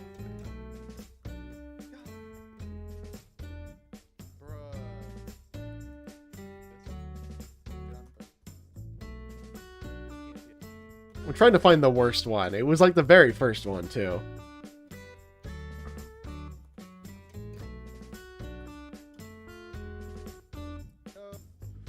And you know what is crazy? Like, this game actually sparked a nightmare for me.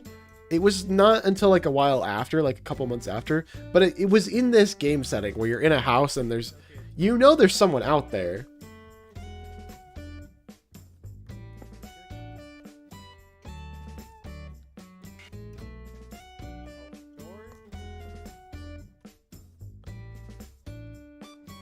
Where? It's gotta be close. Right. I was terrified. I didn't want to come out of the bed. Because who would? I hide a... Okay, here it is. So, this door randomly opens.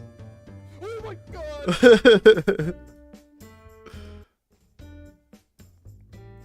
No shot, dude. Ew, I don't like that. I don't like that. I want to put it in perspective how close I was to actually beating this first try, because you're actually just supposed to like wait in your room. That's terrifying. I don't even want to close. And you wait for the sirens. Also, that was a command I had, was the Freddy jump scare. And that got me a bunch of times. If you hear the police sirens, that's what you're supposed to wait for, because then that scares off the guy that's in your house and you're safe from the police. But I didn't know that at the time. So I was just like, okay, I'm just going to go downstairs, ignore this guy. And this is what happened. Hello? Oh my god!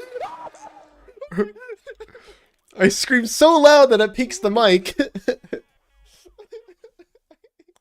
My game crashed. What the hell? And it just crashes the game. So yeah, that was one of the best moments there. I would say that was a fun one to watch. I think at some point in one of these, I just start messing around, and there was another part where I just couldn't figure out what to do. So all is well that ends well. But yeah, anyway, about the nightmare, it was like a couple months after. It was in the same house. This is actually, yeah, this same nightmare had me experience sleep paralysis for the first time, which is really terrifying, by the way. If you've ever experienced sleep paralysis, it is really bad. So what the setting was, it was in this exact house that I was playing in. But one of my greatest fears for some reason is just straight up aliens. I think I might have been scarred from hit film War of the Worlds. The Tom Cruise one with the annoying girl. So I used to sleep paralysis all the time in college. Man, okay, look, Mars. Wait a second. I'm terrified, alright? little gray alien guys who are coming down and just like kind of stalk you. That one of my greatest fears is that knowing that someone is out there watching you, but you don't know where they are, and you don't know where they're coming from. So my dream is that I have to lock every door, every window, everything in the house. And you know how dreams are, they're just like super irrational. So I'm like locking doors that make no sense at all. There's doors on the second story floor that lead to outside that are located inside a bedroom closet. Like there's so many doors, so many windows everywhere. I'm locking everything. I'm locking everything. And I think, okay, I'm all right. I think I locked everything. The time runs out, right? All of a sudden, you see this like cinematic view of this alien crawling out, walking onto the street, and crawling through a window that I missed. And that was the most terrifying thing, is that knowing that there's now something in my house. And that's when I wake up. And this is where the sleep paralysis comes in. It's my blanket in front of me that I used to sleep with. I don't know what it was, but my brain makes it in the shape of its face, of an alien face. So it looks like it's staring directly at me. And this is where the sleep paralysis comes in. I just can't move. I can't do anything. It's just like so terrifying. My heart is beating so fast. But then it kind of like comes to a slow realization. And I'm like, okay, wait, that's not a face. It was so weird. But the blanket just being right there after knowing that there is now this creature in my house. And then I wake up and suddenly there's something staring back at me, was probably one of the most terrifying moments in my life. I'm gonna be honest, like that's scary. But yeah, this is what kind of sparked that nightmare and fueled that. But yeah, that's one of the more terrifying things I've been through. Anyway, moving on. That was a good stream. As far as nightmares go, that was fun. I really enjoyed this one. My roommate ordered me mobetas, and if you don't know what that is, it's like Hawaiian food. It's really good. We had Splatoween. So after the big old grand Splatfest that's supposed to be the final Splatfest, they announced that they're going to be doing seasonal Splatfest still, so we get a Halloween-themed Splatfest. And it's a different theme. Surprise, surprise, it is Wizards versus Knights versus Ninjas. Obviously, I'm on Team Wizard again, because they did a Wizard versus Knights in Splatoon 2, and I was also on Team Wizard. So it's like, hey, Wizards won in that, why not choose Wizards again? And unfortunately, Big Man keeps his seasonal streak and Ninjas win. Like I said, if you want to win Frosty Fest, just choose Big Man's team. And you'll probably win that. So we do that for a couple times. Anyway, moving on to the Lockdown Protocol collab. Now, for some people, this one, this kind of sparked a little bit of drama, just a tiny bit, not so much that were enemies with people, but some people did not like the way that some other people were playing. So there were a few moments where people got called out, but you know, this collab was, in my opinion, pretty fun. I got to meet a bunch of new people that I don't know if I'll ever stream with again, because I don't know. I just seem kind of like part of like an outcast, almost like part of a different group. It was mostly just me, Blood, and Mars here that knew each other. I kind of know Celeste. I'm not too in the know about Celeste. Celeste is just kind of like an acquaintance still. I would love to get to know more people, but as far as collabs go, it was fine. It was fun. It's just kind of Among Us, but 3D first person. I thought it was pretty fun. I've never played Lockdown Protocol, and I kind of thoroughly enjoyed the gameplay loop. Especially since, like, if every killer is dead, the game still keeps going on. So you're still questioning your teammates, even though everyone might be dead. There were some crazy plays that I was doing in this as well that I was kind of proud of. Like, one of the last ones, I think I was playing Dissident for the final round, and I made some crazy plays. But I know this one wasn't super popular while it was live, but you should definitely go check it out. What's up? We're just looking back on our 2024 year. Whoa, the streaming recap? Oh yeah, the streaming recap. You mean the Among Us second Ultimate Deluxe? Ladies and gentlemen, welcome roommate. Surprise guest appearance. Hi everybody. I jumped. Would you like to say anything?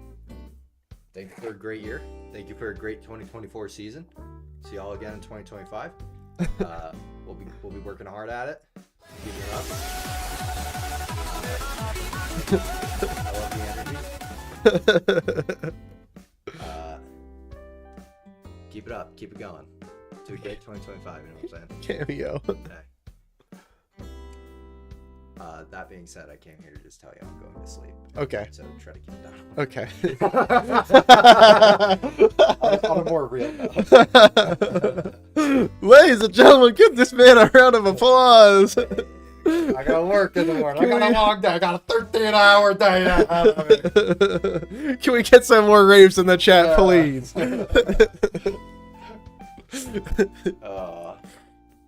I should wear a balaclava and have a sleep cam.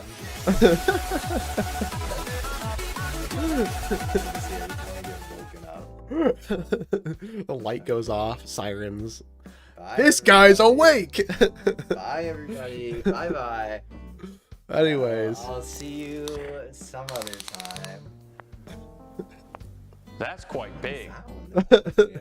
No, it's like one of the original ones. Okay, alright. Maybe you want to shut this door, you can. Yeah. Bye, Chuck. Do you want the Willa in or out? Just keep her out for now. She's out, so. Okay. Bye, Chuck. Bye, guys. Thank you. Have a good one. Bye-bye, roommate. Anyway. There we go. Surprise roommate guest appearance. So yeah. All in all, for me, Lockdown Protocol was a pretty fun collab. I'd say so. I can't say the same for some other people. But it's alright. It is what it is, you know? So anyway, we did another Splataween Splat Pass, which was really cool. And then I tried out VR for the first time, which was an experience. It's really hard, not gonna lie. It's really hard the way I was doing it. I'm sure there's some easier ways to be a VR tuber. Like, I think I might do it again in the future, but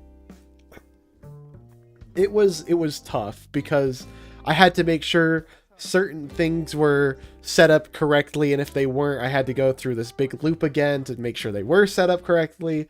And there was just a lot of time between segments where I was just trying to prep and make things look good, because that's just how I am, and I have to make sure that everything's working correctly. And another thing I kind of noticed throughout this stream that I didn't notice while streaming, but the view is really not great, because in my head, like, from my view, I can see a lot more to compare to what other people can see. So right here, you can see my hand is right here. My view extends to like down here, so I can tell that my hands are in front of me, but you guys cannot. So there's a lot of cut off view. So that's still one thing I need to try and figure out, is get like a true viewer experience to see what I'm actually seeing. But again, a lot of it's cut off. I think at one point I start like throwing things at a target that are just completely out of your guys' view. So you can see that I'm throwing stuff, but you don't know where I'm throwing it at. Which, you know, is what it is. And this is also the stream where I got like over 20 different copyrights because we were playing Beat Saber. And I was just like, whatever, just play it. Let's see how well it is. I'm in a little Hollow Knight guy avatar. It was kind of fun. I still need to figure out how to implement my actual VTuber body into Beat Saber. I should probably not be playing this music because I get copyrighted again. But anyway, that's how that went. I'm kind of glad I landed on a non-copyrighted one. But yeah, Beat Saber. Now will be a good time to announce that I will be streaming on Twitch. Woohoo! Streaming on Twitch is kind of a thing I've been working up towards, that I've wanted to have for my 2025 goal. 20 is amateur hour. You would know Kaz. Kaz does the karaoke streams. I'm sure most of you probably know, and I assume those copyrights get pretty wild. But yeah, I think I'm gonna be making the jump to dual streaming, so I'll be streaming on Twitch and YouTube from now on. I think tomorrow is when I'm gonna be starting to do that. So if you want to have a more interactive chat experience, go join me over on twitch.tv/Nintendo64. So if you're not already followed, go make sure you follow. I have a link in the description. I've always had a link in the description for my Twitch. So yeah, that'll be pretty exciting. Me and Blood are going to be setting that up tonight, hopefully. So tomorrow is the time where we'll be streaming Splatoon 3's Frosty Fest on Twitch and YouTube. So get hype, get real. It'll be a thing. Anyway, moving on. That was the VR experience. We're now kind of getting up to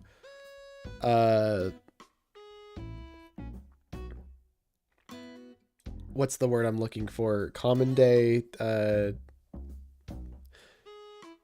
I can't think of the word, but we're getting close to the timeline we were at now. This is where I get introduced to TCG Card Shop Simulator. Steven, Huoho, Kuya, whatever you want to call him,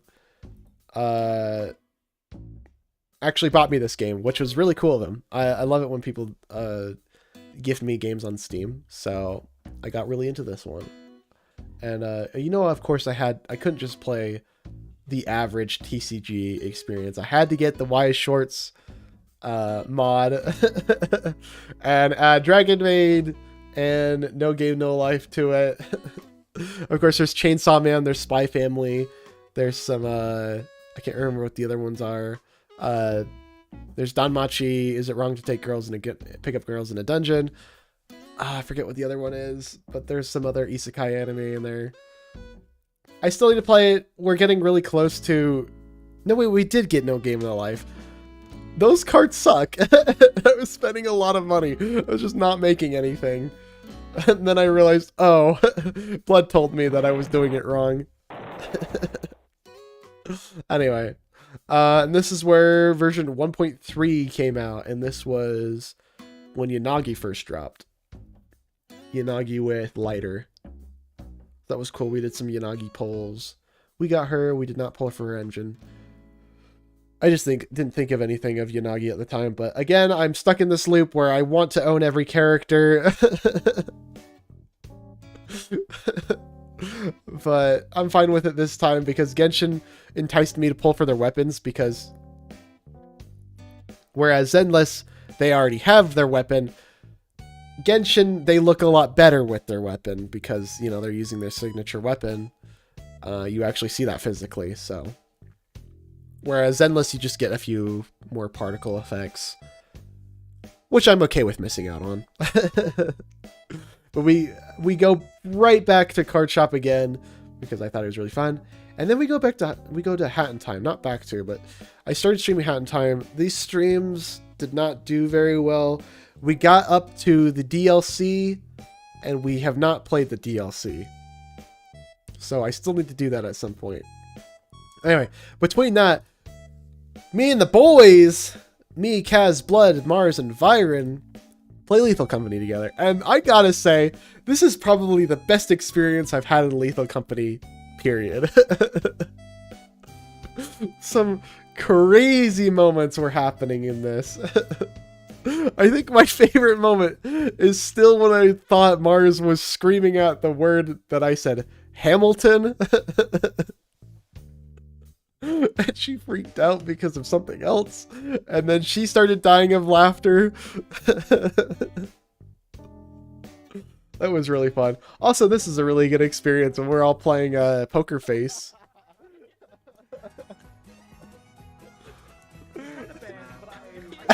Byron's over here just doing his own thing. It's like a country version. Just, we're all here playing in a band. Byron's just over there just hanging out. Mars left the ship. Mars isn't here anymore to really laugh at that, but she knows. She knows. This is content enough. That was like, hey, if all we're gonna do is mess around on the ship like this, I am fine with that. I am a-okay with that. So that was really fun. I think I have it clipped on Mars's perspective. Let me see if I can find it real quick. Instead of trying to search through my own video because I have no idea where it is. I think it should be in memes. No, it should be in clips.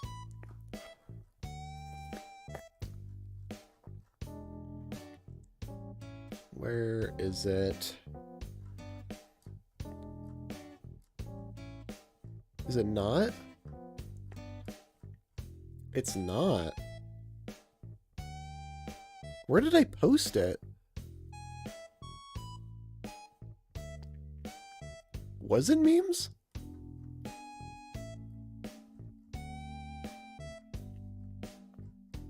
No. Blood probably got it. Okay. Blood got it for me. There you go. So yeah, this was the moment. That's 40 Benjamins. I was talking. Okay, so here's the context. I was talking about calling money based on what character or what person was on the bill. So I was like, how much is this item worth? And I was like, 40 Benjamins or whoever's on the $10 bill, because Benjamin Franklin is on the $100 bill. That's 40 Benjamins.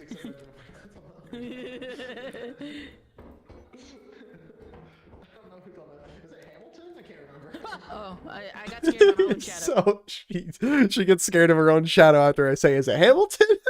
Oh. You were scared of the name Hamilton for a second.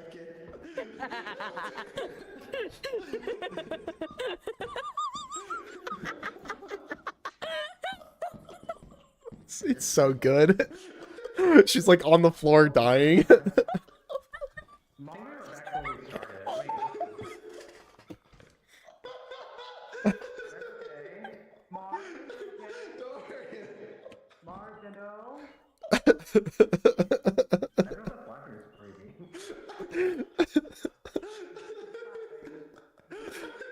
It's definitely one of the funniest Lethal Company clips. It's Hamilton. Oh, Hamilton! Anyway, go sub to Mars if you're not sub to Mars already. So that was really funny. That was probably the peak for me, at least. The group peak was this. Everybody together, vibing with Poker Face. So that was really fun. This is why I really enjoyed that stream. But yeah. Good stuff. We play Hat in Time again. There's a golden rotation. I can't remember why I was late. I think it just had some things, but there was a collab originally planned with some people that were playing Splatoon that I didn't really know prior. I was just kind of invited by Mahi. I can't remember. I don't have them linked. Let me pull them up real quick. But they are a Splatoon YouTuber and artist. Let me see if I can find them real quick. They go by Lonk, I think. I need to go off streamer mode for a sec here. Legend of Lonk.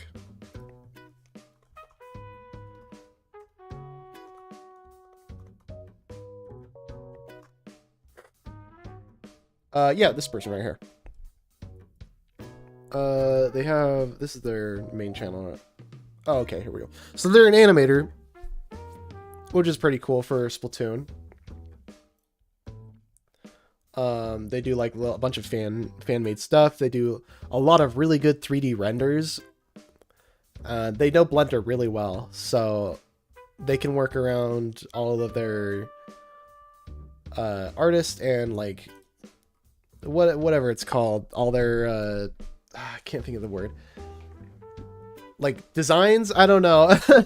But yeah, they have like this whole fan-made like idol group named Rogue Wave, and it's even like, if you look it up, it has like a whole wiki for it. Yeah,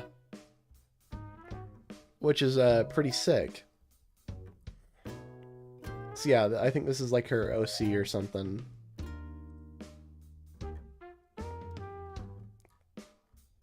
So yeah, it's really cool. I should get to know them a little bit more. We were trying to play like Big Run, or not Big Run, but a golden rotation, like way super early for me, at least. I think anything before 12 p.m. is early. Anything in the AM range, as long as it's somewhere between 6 to 9, is way too early for me.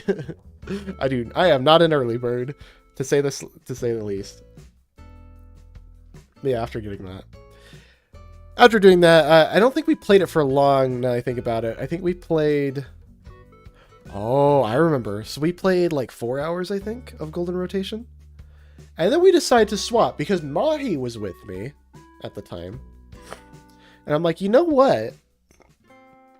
Would you mind helping me complete the Paldea decks? I don't own the DLC, but you do. So this is where we get started in... Yeah, it just needs it in the decks. Completing the decks for Shiny Meloetta, because in order to get Shiny Meloetta, you have to get all of the base Paldea decks, all of the Blueberry Paldea decks, and all of the...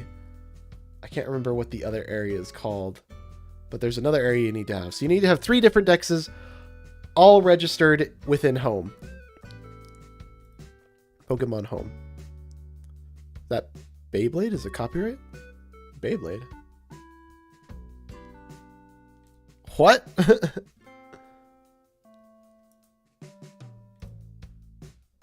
Bruh? What? Oh. I'm watching blood.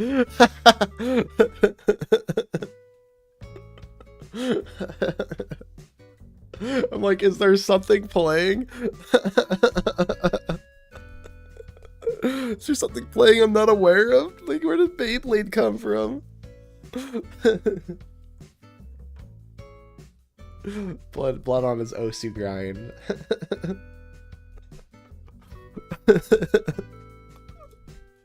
One of the addictions ever. I'm so glad I have such a big influence on what Blood does.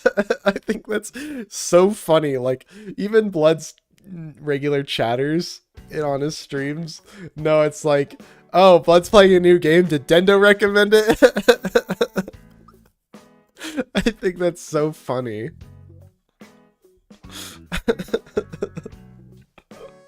Yes, I am the one who told Blood. He was playing Project Diva, and kind of randomly on a whim, I was like, have you ever just played Osu? It's free. It's a rhythm game. I think he'd like it. He downloads. He's installing it. I'm like, yeah, there's custom songs. And, you know, it's kind of just smooth sailing from there. And here we are, 2025. Bro's got a tablet.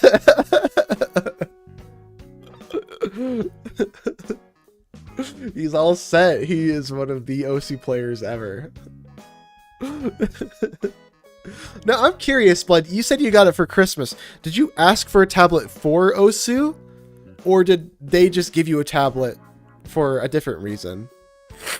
I mean, I'm kind of curious. Or did you just buy it and I'm just wrong?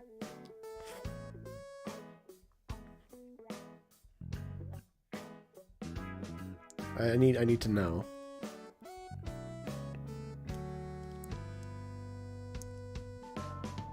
Anyway, while he's answering that, we went back to back on the shiny Meloetta hunt until we just did it because I was so locked in on it. I might have bought it and gave it to someone and said, here, give this to me. Uh-huh.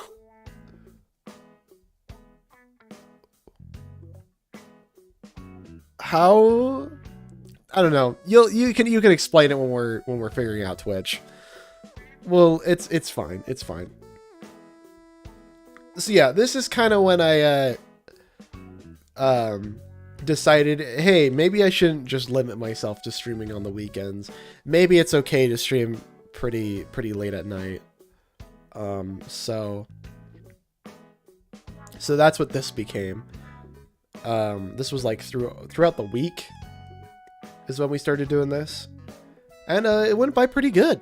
I would say that it was a pretty successful stream. I found kind of a niche for people who like Pokemon content, so I want to keep doing more. So after that, we went back to Zenless. We got lighter. I always like doing my polls on stream when it's a character I don't have, so that was fun. Character story and events were super cool. Pretty cool character. I don't play enough of him. I need to get more lighter gameplay going. But Miyabi is just kind of taken over. She's just the unit right now. Anyway, we switch over to dual hunting on Pokemon Sword because I want to find most of the Gen 7 shiny legendaries because they are shiny locked. And the only way to get all of the Gen 7 legendaries are in Pokemon Sword. So that's kind of a goal I have. Maybe we'll get at least a few of them here in 2025. I've kind of been off the shiny hunt grind, so I don't know when I'm going to be doing that again. But I don't know. I just kind of have like these shiny hunt like phases where I'm like really into hunting, and then I'm just like, that sounds miserable type moods. So I don't know when I'm going to be in that mood again, but when it happens, you know? That's just kind of how my streams work. And then we immediately go back to Zenless, and Miyabi is now out. And I'm her biggest fan. Turns out I was wrong. I think it's Vanny that's actually her biggest fan.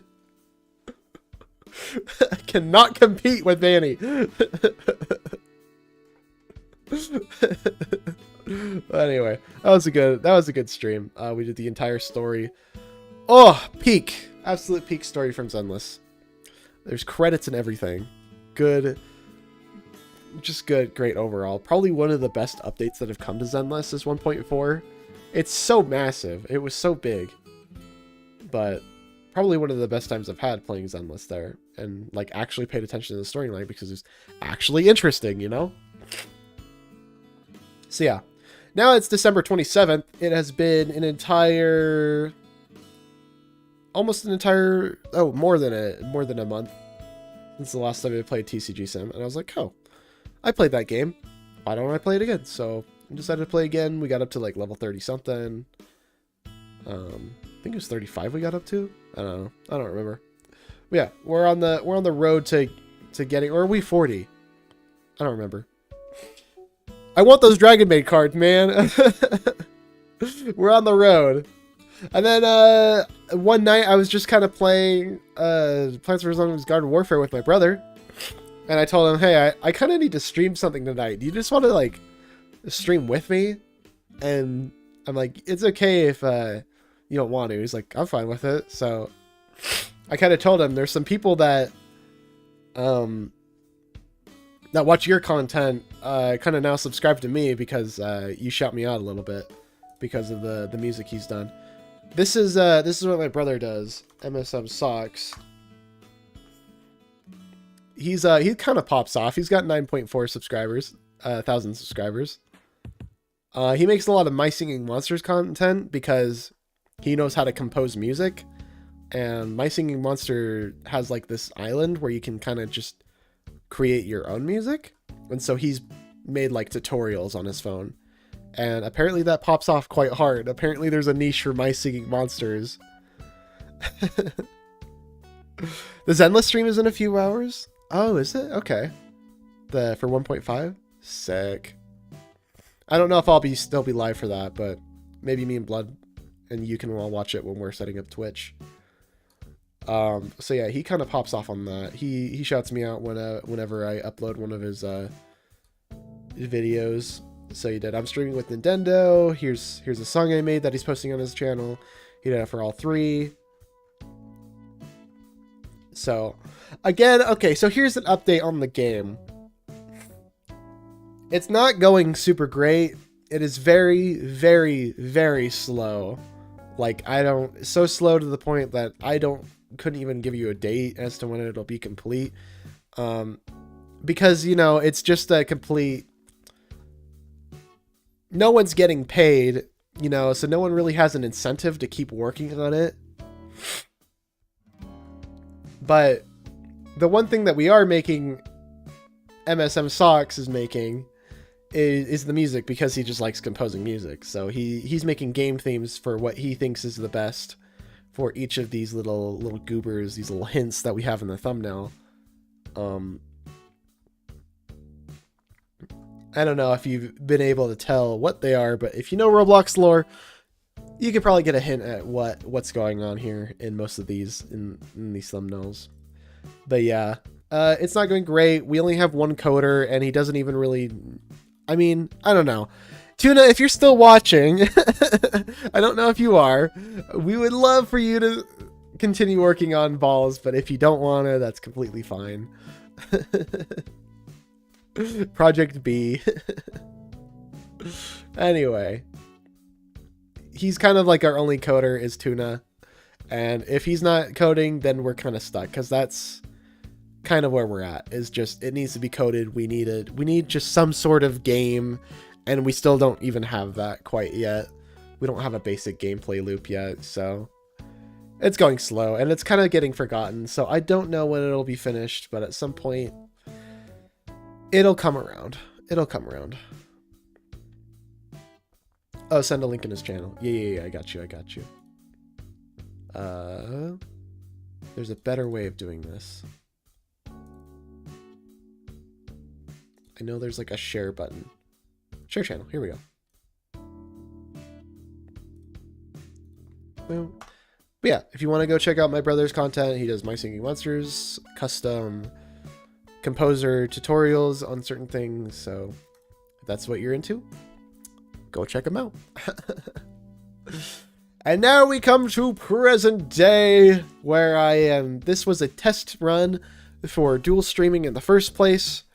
I streamed on YouTube Shorts for the first time, and I think it went by pretty successfully. It was just kind of a basic thing. We were trying to do part of this event where you need 45 wins.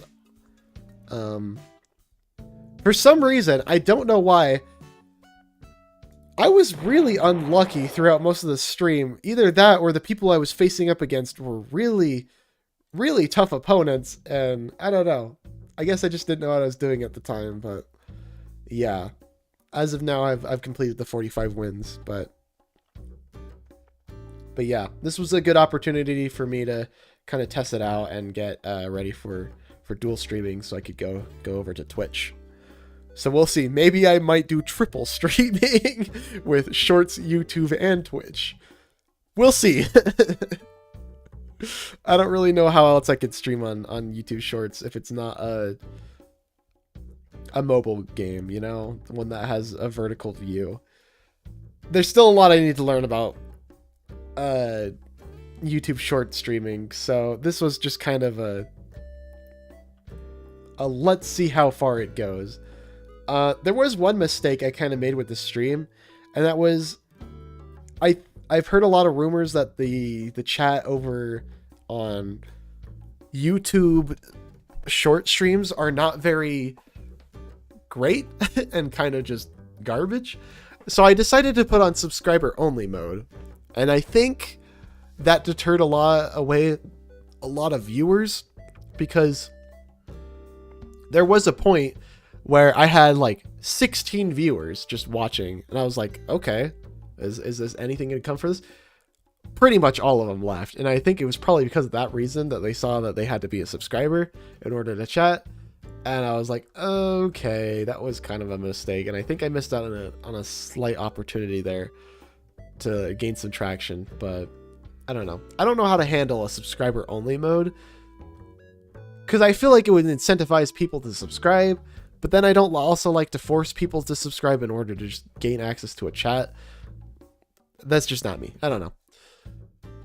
Anyways, so that was the final stream in 2024, and here we are streaming right now currently.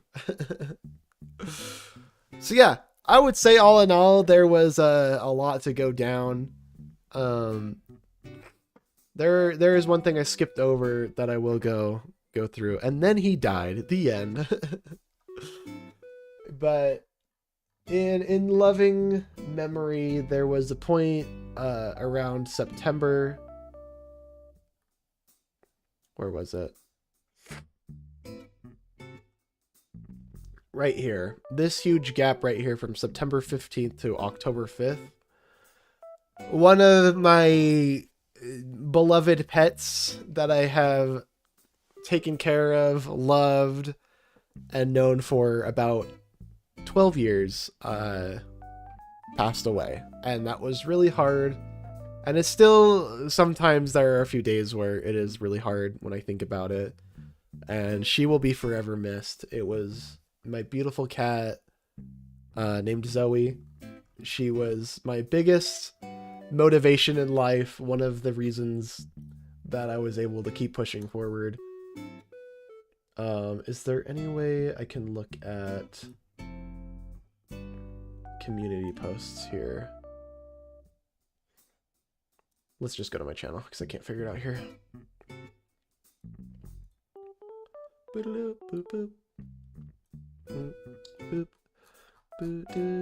Right here. On August 30th, 4:10 p.m., we said goodbye to Zoe. You will forever be dear in my heart, and I will never forget about all the time and love we spent together. Goodbye, best friend. So this was Zoe.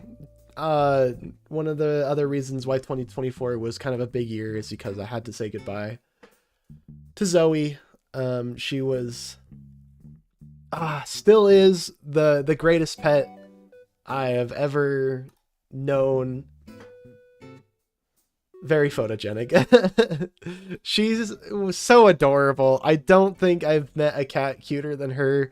She was the snuggler type of cat. She was never really annoying. There were only some parts of her that I didn't like, and that was that she would keep me up at night by being really smart because she knew what she could do to get me to bring attention to her, and that was climbing on my desk and knocking stuff over all the time when she wanted me to do something. So I don't know. That was one of the things that she would do all the time. So anyways, I still miss her. She was a very good cat.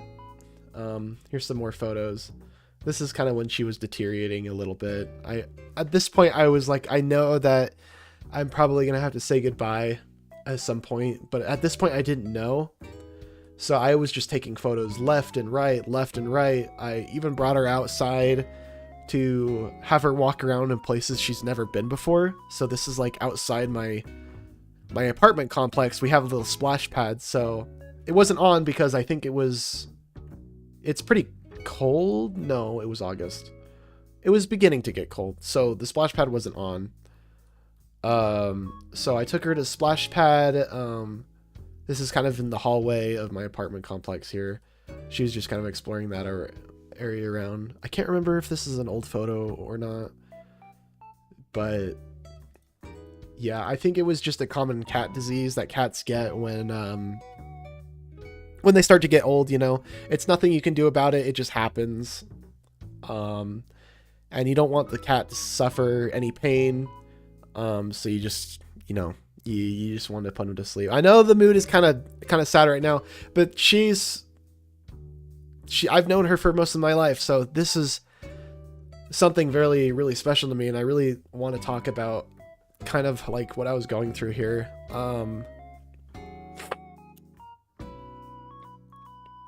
But yeah, I have a bunch more photos I would love to get out there, but there was even a few photos where I brought her to the local McDonald's right outside my apartment too. Which is pretty funny. But yeah, there was a couple nights where I just took her out for walks, you know, let her explore the area before she was gone, you know. So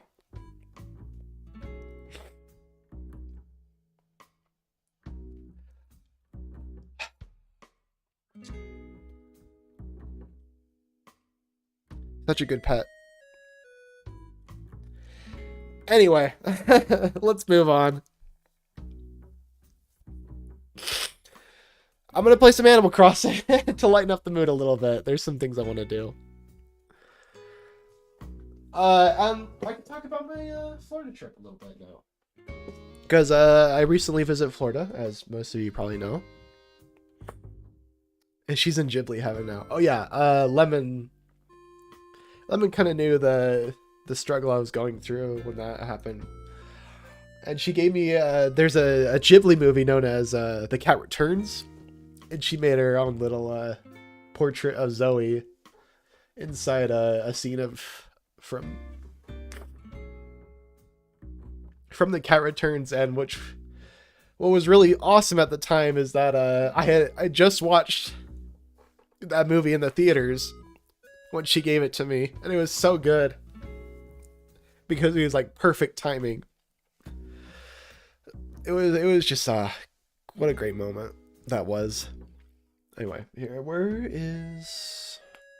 Hold on, I need to set up a little bit here.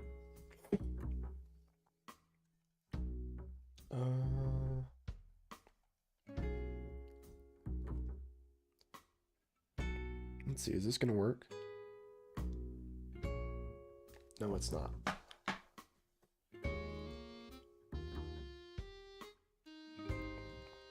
Oh, come on. There we go.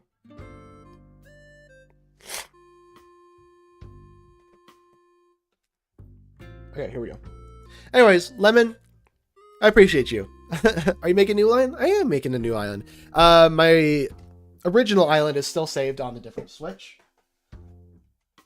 So it's fine. I still have that island. Nothing to worry about there. Where is the Switch? Scene, here it is. And then desktop. Boop. There we go. So yeah, I just started out this island, so I can play around on this. Like I just got like the fully built museum. Let me see. Turn that down, turn that up.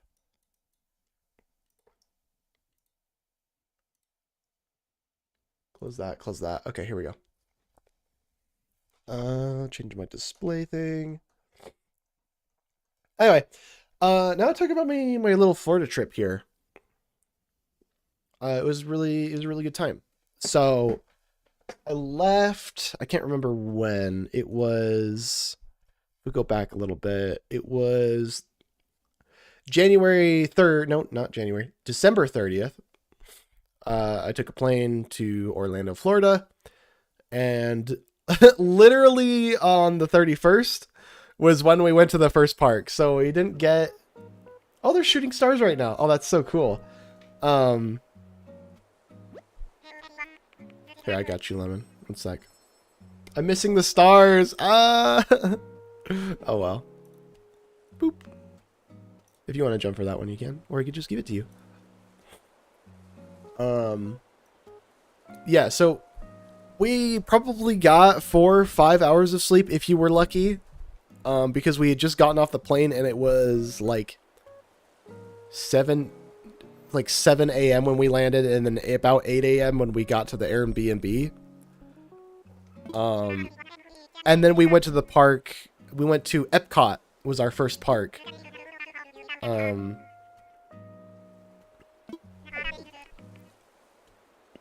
we went there about, I think, 1 or 2 p.m.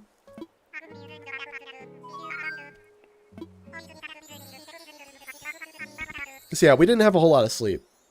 And it was kind of, you know, whatever. It was rough. But Epcot was really cool because, you know, we're on the 31st of December. And that's New Year's. So one of the cool things about Epcot is that it has different, like, countries.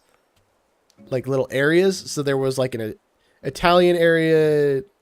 There was, like, or Italy, sorry. There was Japan, there was Canada, there was America, of course. I feel like there was like 1 or 2 others that I can't think of. But what was really cool is that a lot of the areas had like groups of people that were celebrating the times. So when we were there, Italy was celebrating, and it was about 6 p.m. They had like a group of people celebrating New Year's, which was really cool. And then near the end, the park was going to be open till 1 a.m., which was awesome. So we got like a little New Year's, a little New Year's fireworks show, which was also really cool. What they did is they're like, at this time, Japan celebrated New Year's. I think it was like 8 a.m. for us in Florida. More stars, more stars. And then, you know, they went through all of them. And as soon as they were done with all of them, they came to us. And when they came to us, we had like 20 seconds left. And then they did like this awesome countdown. And there were a bunch of fireworks. It was really cool. I tried to ask if any of the people that I went with got a video of the celebration, because I feel like someone recorded it at least. Oh, that's just the snowflakes. But yeah, I would love to get that video footage if someone recorded it. Finally, I can donate everything I've been collecting to the museum because it's been being built. So I've got lots of things I need to donate right now.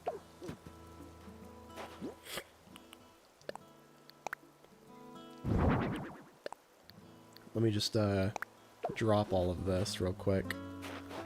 I'm just gonna start shoving everything into my inventory and donating it. So yeah, that was the Epcot experience. Not a whole lot of rides there. There was a few good ones though. There was a Ratatouille ride, which I really loved. That's cool. You're just like in a little mouse cart, and it's like one of those 3D experiences where you wear glasses. So it's more like a video, but you're moving around a space, you know. That was really cool. That was probably my favorite right there, was the Ratatouille one. There was also a Frozen ride. Hit movie, Disney movie, Frozen. And that was like a boat ride. And it was really cool because there's one part where you're going to Elsa's palace and you're coming in on the boat. And they're doing like the Let It Go song. And right as she's building up to do the chorus, you're like right below an animatronic Elsa. singing, singing the song. And right as the chorus drops, you get sent flying backwards in the boat. And it's really cool. Like, I did not expect that ride to be as cool as it was. So I thoroughly enjoyed the Frozen ride. I will be honest. And then they switch you back around and go forward, and they kind of do a little drop in the boat, and it's fun. You go downhill. So yeah, those were the two highlights of Epcot. There's also a giant orb, a giant ball. That's cool when it's all lit up.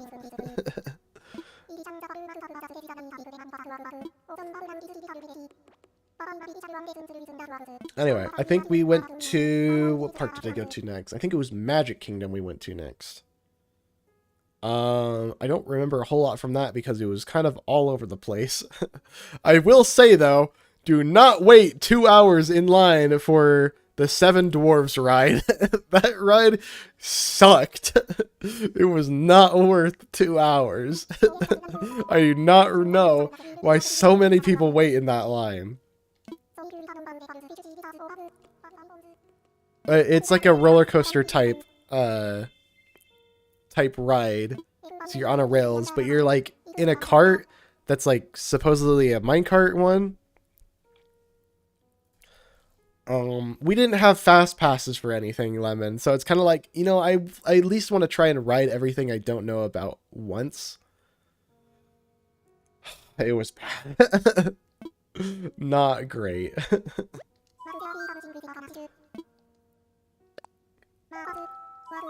Some of the highlights, though, was...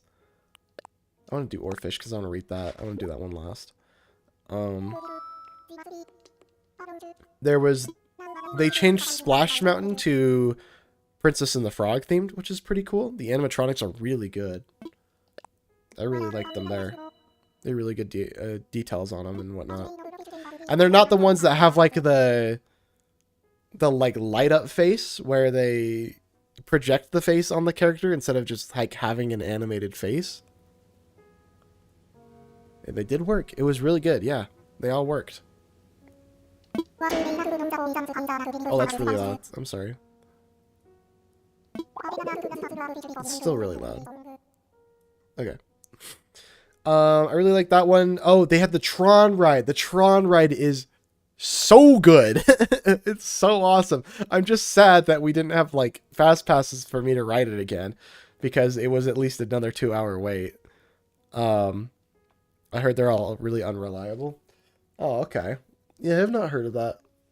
But they were all working for me. We went on that one very last. So it was nighttime when we got wet. We're just like, to end the day off, we'll just go on a ride that we can walk on, so you know. The Tron ride was really cool. It's an interesting way they set you up in the cart because you straddle a seat like you would a normal motorcycle. And you have your hands in front of you like you're on a motorcycle. So they strap you down as if you're wearing like this big old seatbelt, but you're riding a motorcycle. If you get what I'm putting down. I don't know. It was really weird, but it was a really fun ride. My mom could not do it. She immediately started having a panic attack because she felt like if she was trapped. But luckily, there's seats on certain ones that make it so you can just sit upright normally, like you would on like a normal roller coaster. So she got to ride it, but not the leaning forward position. She did not like that. That's understandable, you know. And then we went to, I think, Universal. Universal was a good, probably one of my favorites. You know, I'm a big Harry Potter fan. Not to the point where I'm like reading fan fiction, but enough to where I like really like the films. I really like the set work.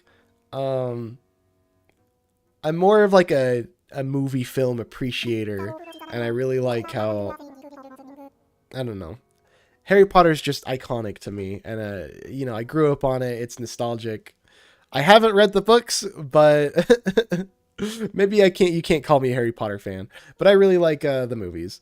And being able to walk through Diagon Alley and just Hogwarts in general was a really special moment for me, especially in Universal, because you know, they have like the full towns, and pretty much in Universal, I didn't get to ride a whole lot of rides, but almost every ride I rode on was all Harry Potter stuff. The only ride I didn't ride that, or the only ride I did ride that wasn't Harry Potter related was the Hulk roller coaster. So, and that one I was like debating on even going on in the first place. But funny enough about the Hulk roller coaster, it's one of those coasters where they boost you at the beginning. They have this rule where you're not allowed to take anything on the ride. Literally anything. They have a metal detector in the line queue to make sure you don't have anything like metal on you. So I'm thinking, like, as I'm getting up to the line to queue up, I'm like, what's going on here? Is this boost like electronically charged? Is it gonna like destroy my phone if I have it on me? So I don't know. I couldn't figure it out. It looked like a normal boost track. I don't know what it was, but it was something. But I don't know. The greatest ride in Universal Harry Potter area was definitely by far the Hagrid ride, Hagrid's Magical Creatures or whatever it was called. That ride, we stood in line for another, I think it was 2.5 hours. I don't think I'd wait in line for 2.5 hours, but it was a really good ride. It was really good. I think it was justifiable to a point. The Hagrid ride has you on like a motorcycle. Again, sort of like the Tron ride in a way. But the person who rides next to you can either be in a little, like, you know, motorcycle sidecar, or you can be the one driving the motorcycle. It just depends on where you want to sit, really. That's all it is. But it's really cool, because there's a lot of points in the tracks where it just, like, straight up just boosts you faster and faster and faster and faster, and you just keep getting boosted. And then there's at one point where you get to a dead end, and you go up a track, and then you start going backwards, and it's so cool. And then you get to this point where you're going backwards through a cave, and then you stop, and you see all these, like, animatronic snakes kind of coiling around the rocks, and then it drops you.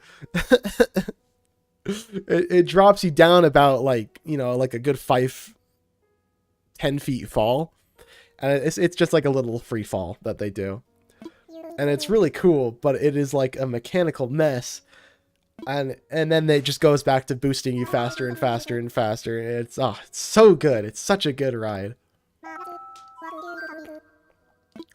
So that was definitely the highlight of that park. All the other parks was or rides in the Harry Potter. We did like the one where you're in the like Gringotts Bank. And that was cool. You're like in a cart. It's another, was it 3D? I can't remember if it was 3D or not, if you had to wear glasses. But it's one of those rides where it's screens, so you see a lot of it's kind of like one of those movie rides, but it's a thriller movie ride. So you're in a cart with that can twist and turn, and, you know, has all these like experiences where you feel like you're falling. You see that you're falling, but you're not actually falling. All that kind of stuff. Is that a shiny Celebi? It is a shiny Celebi. Her name is Cherry. Welcome in, Peter. Welcome to the stream. But that was cool. I think that was my second favorite Harry Potter ride.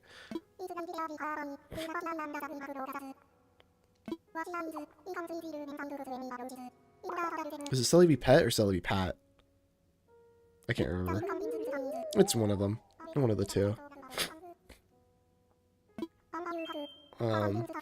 Yeah, that was a really cool one. The cool thing about that ride is that it's located in Diagon Alley, and they have the dragon. If you've ever seen the Deathly Hallows Part 2, they have that dragon from the basement that protects the bank. They have it stationed on top of the bank in Diagon Alley, and every so often, I only saw it once, but it actually breathes fire, and it gets really, really close to the people on the street, and you can feel it. Like, it is very hot. But, you know, I only saw it once, and I was, like, standing a good distance away from it, and I could feel the heat. It was bad. Like, holy cow. But yeah, the dragon on the bank actually breathes fire.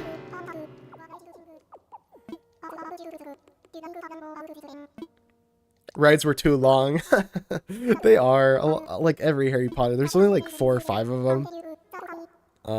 All of them are super long.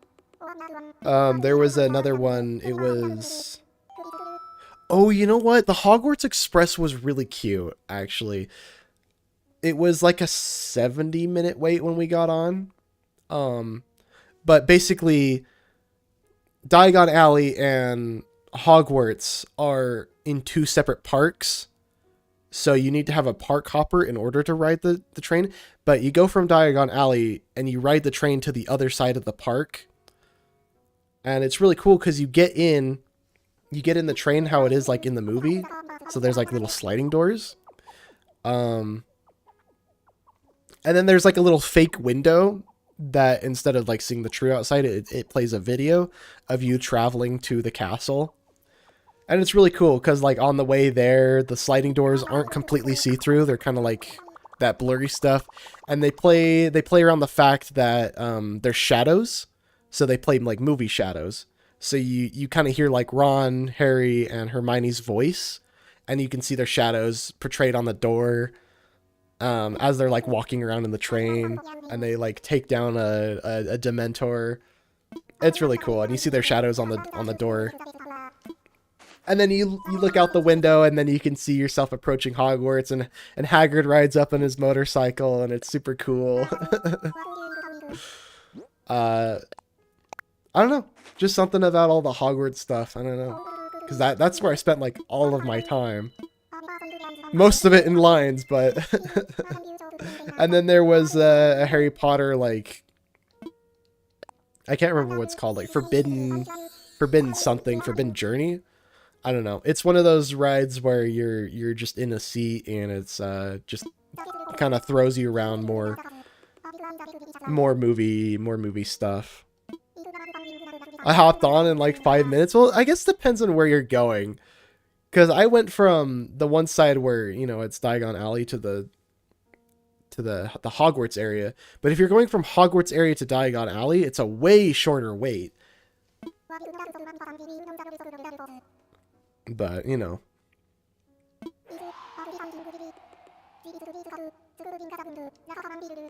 It's a good ride. Yeah, I did the opposite? Okay. Yeah, the opposite, it's way, way, way shorter. Like, at one point, I remember it was like a... Yeah, like we said, like 5-minute wait.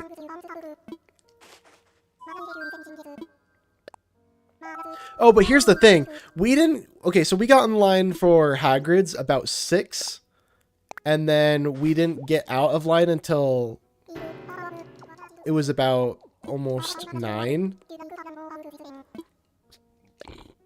I think it was about like 8:20, 8:30.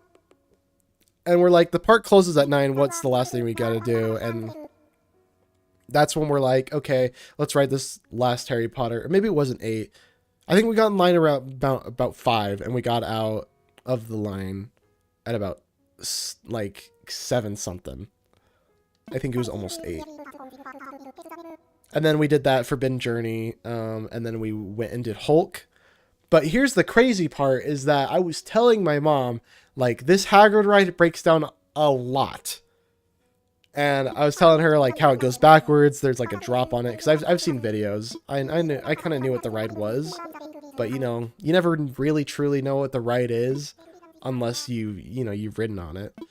But after we get off the ride, I kid you not, it breaks down.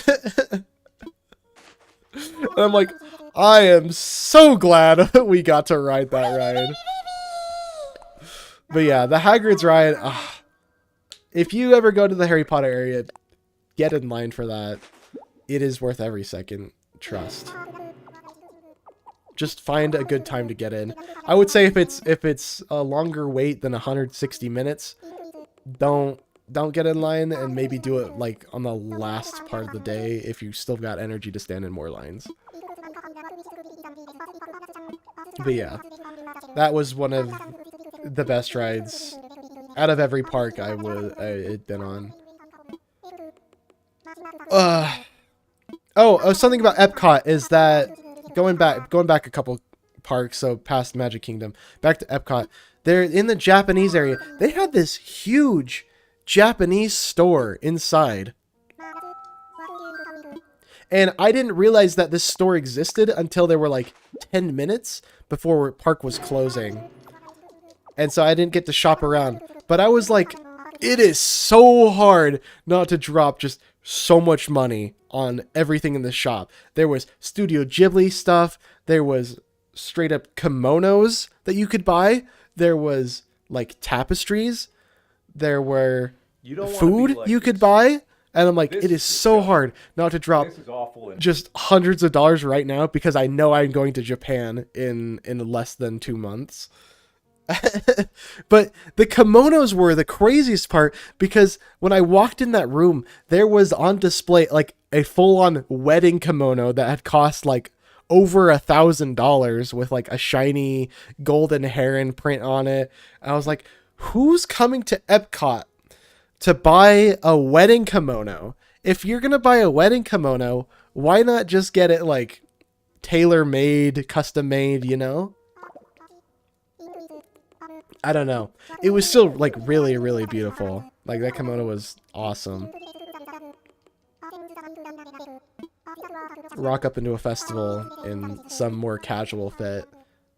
Definitely not the wedding one. But yeah, it was really cool. I got a bunch of like Free-Ren plushies. I got like Free-Ren, Stark, and Fern. And I got a few like little tapestries that are now hanging in my apartment. So I still spent a couple like almost $200, but it was worth. You know, I had to buy something at least, you know. I couldn't just walk out of a Japanese shop not buying anything. Come on now.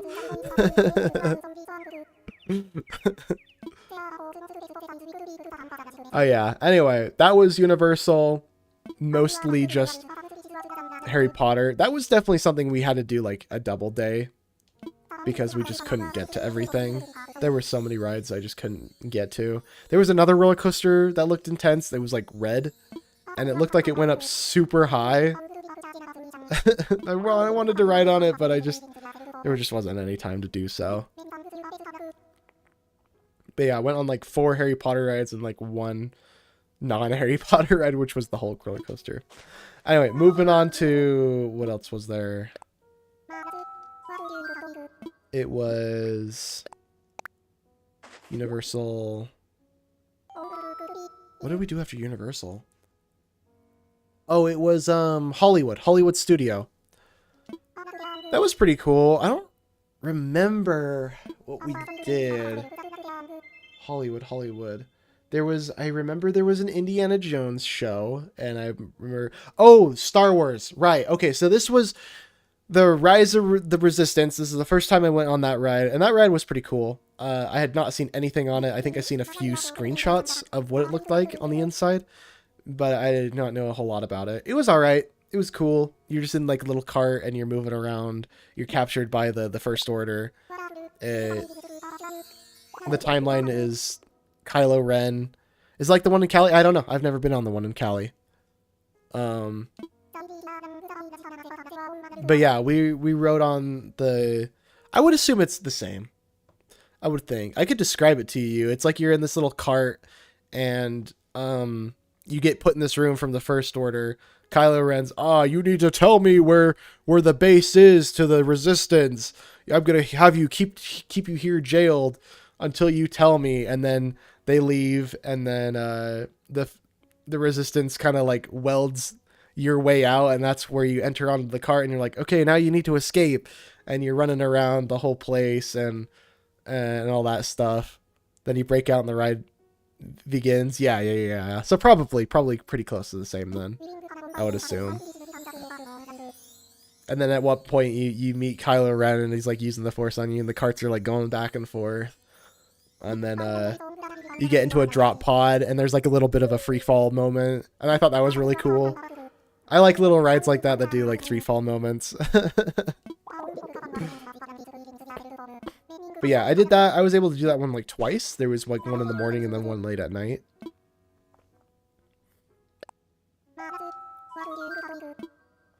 And then, of course, there's Star Tours. On that note, I want to read the little facts about Oarfish, because Oarfish is cool. What interesting, few fascinating facts about your Oarfish? Is a long eel-like fish that can supposedly reach up to 36 feet in length. They appear in various legends as things like messengers of the gods. It seems to me a creature like that could explain the myths of a massive ship cruising sea serpents. It is, of course, well documented that people tend to exaggerate the size of the one that got away. Cool. Oarfish is awesome. Other than Star Tours and Rise of the Resistance, what else was there? You know, there was a ride called like Mickey's Runaway Railroad or something. I didn't get to ride on that, but I heard it. My mom and her husband went on it, and they said it was like super cute. I'm sad I didn't get to go on it. There was a roller coaster called like Rockin' Roller. I can't remember what it was. It was like music themed roller coaster. That was really cool. That was the last ride we went on at Hollywood.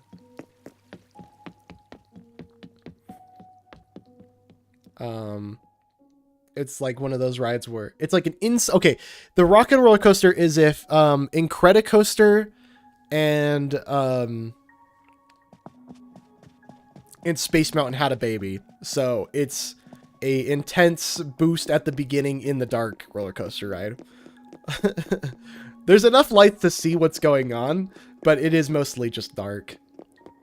Did you go on Tower Terror? Yes, I did. I forgot about that. So Tower Terror is really cool because they did not change the theme to Guardians of the Galaxy, which I really like just the base Tower Terror Twilight Zone theme a lot more than Guardians of the Galaxy because I'm just not a Marvel fan. So I really loved the Twilight Zone theming a lot more. And it's really cool because the Guardians of the Galaxy, they just shoot you straight up and down, and you go up and down a couple times. The Tower of Terror one is like on a track. Like you go up a couple floors, you get up to the top, and then you like kind of ride around inside the tower, and then that's when you start dropping. It's really cool. It's like I didn't remember that in Cali the one time I went on it. I must have been so traumatized that I might have blocked that out of my head. But yeah, I remember going on that ride before it got switched to Guardians of the Galaxy in Cali. And then the park I was not expecting to really enjoy was Animal Kingdom. Animal Kingdom was really cool. We started out going to Everest. The Everest ride is actually really sick. It's a roller coaster, like high intensity kind of. There's like if you were to think of roller coaster, what's that one ride in Cali Disneyland?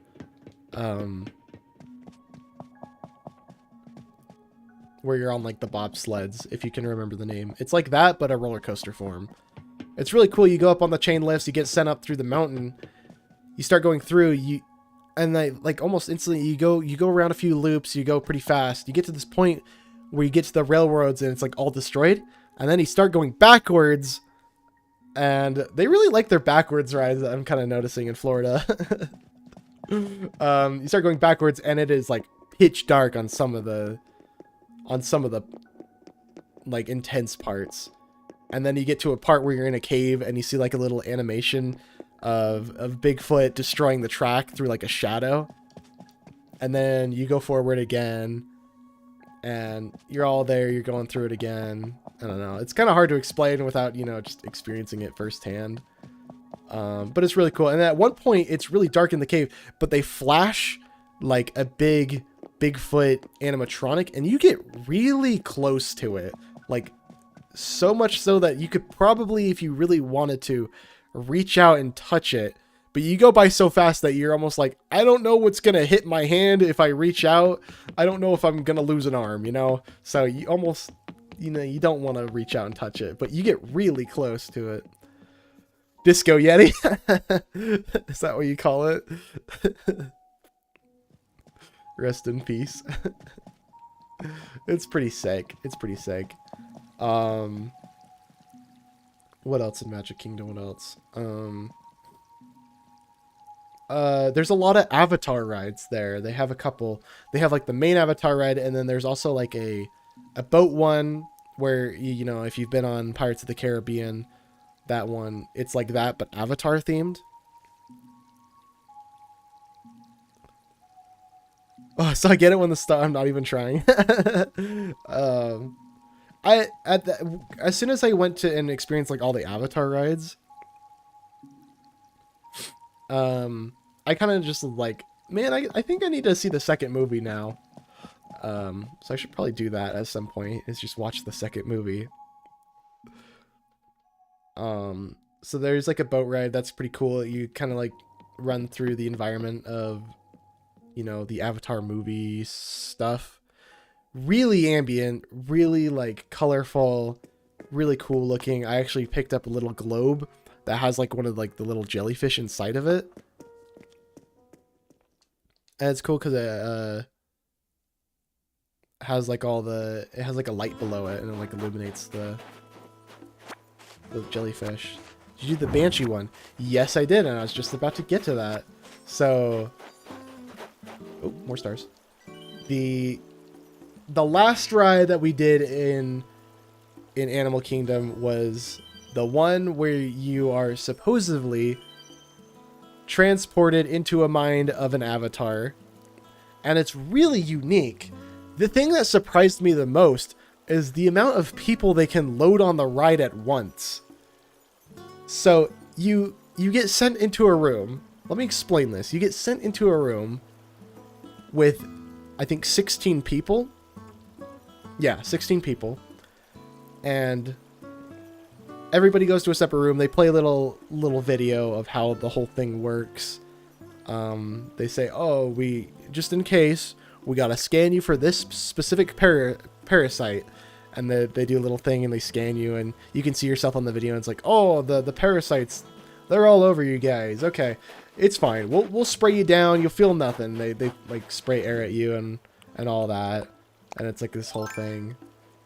And so the main attraction is that you get to these seats, and if I were to describe it, it's like if you were hopping on a bicycle, but with no wheels. It is just seat and handle. Oh, wait.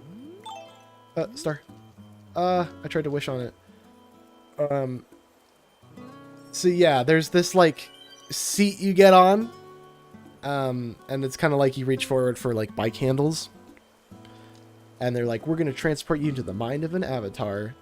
And so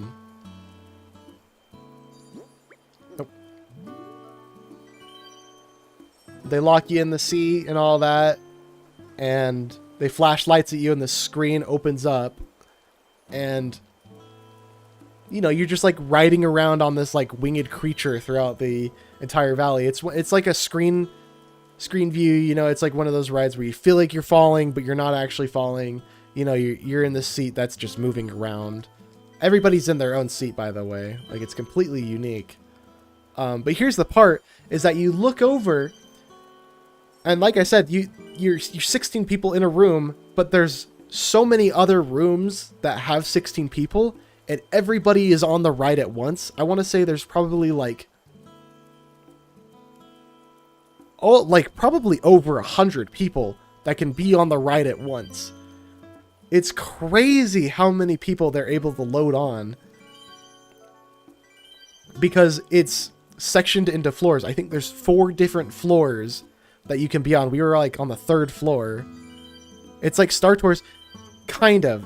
I'll show you a video because it's really interesting. This is like one of those kind of hard to explain rides. But yeah, it is kind of like Star Tours, but everybody's on the ride at once. Avatar ride, Florida. Oh, that's loud. It's really loud. Yeah, let's do desktop again.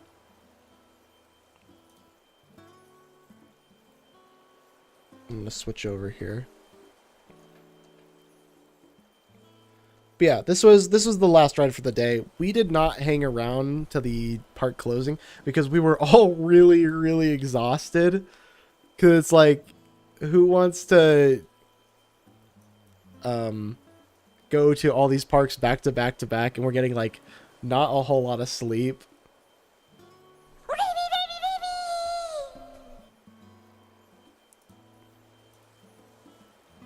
I wonder if this is a good view. So yeah, this is like the beginning.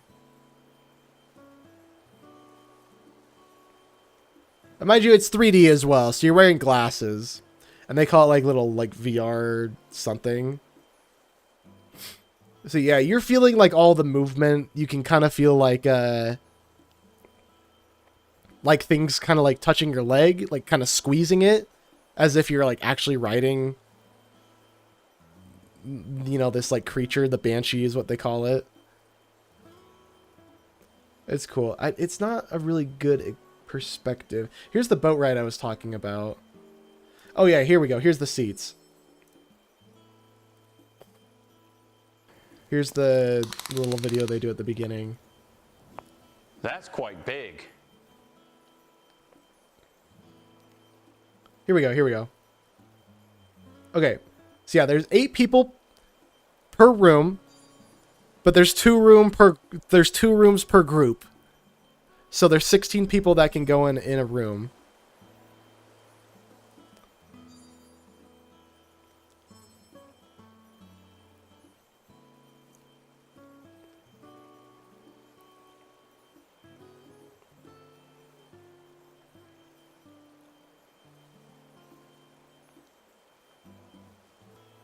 So yeah, this is how you're locked in.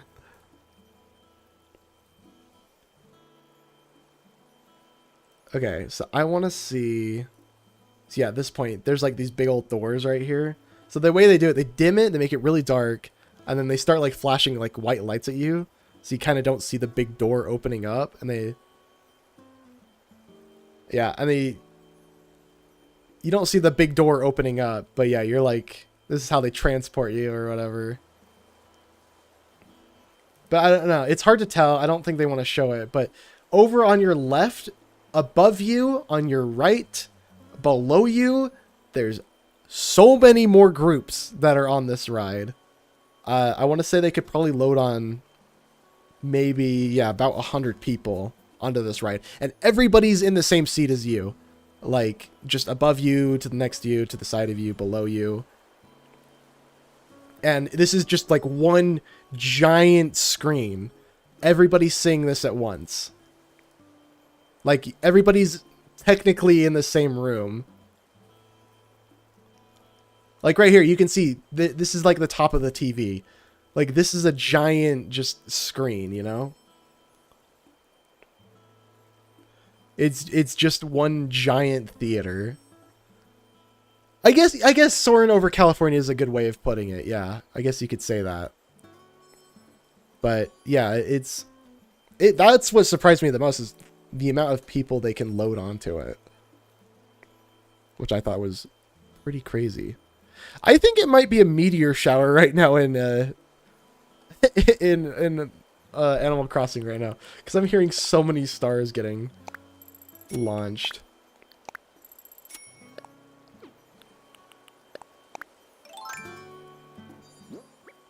See, there's more stars.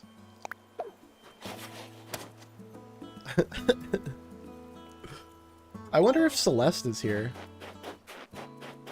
If I go walk around, let me check my my phone, see what residents. Is there a way to? No. Is there a way to see?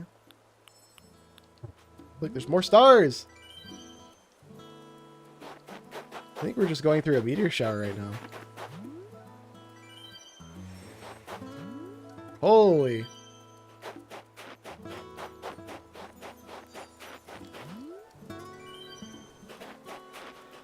Anyway. Welcome to the 3-hour-long Yap stream.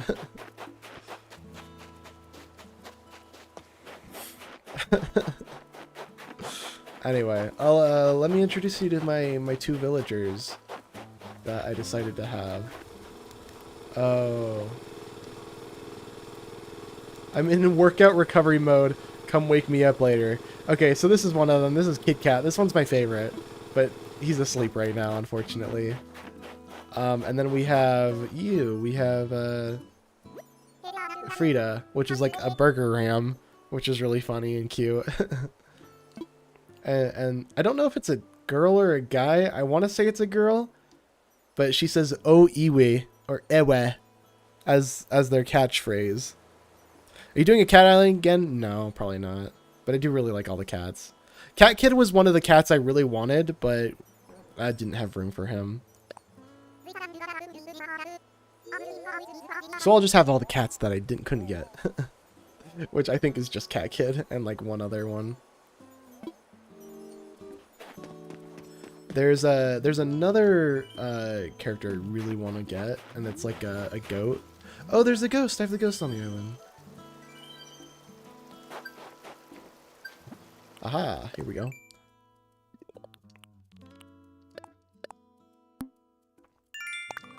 "1,000 miles. Please, Nook. Let me pay my debts with mileage. With Delta Sky Miles, please."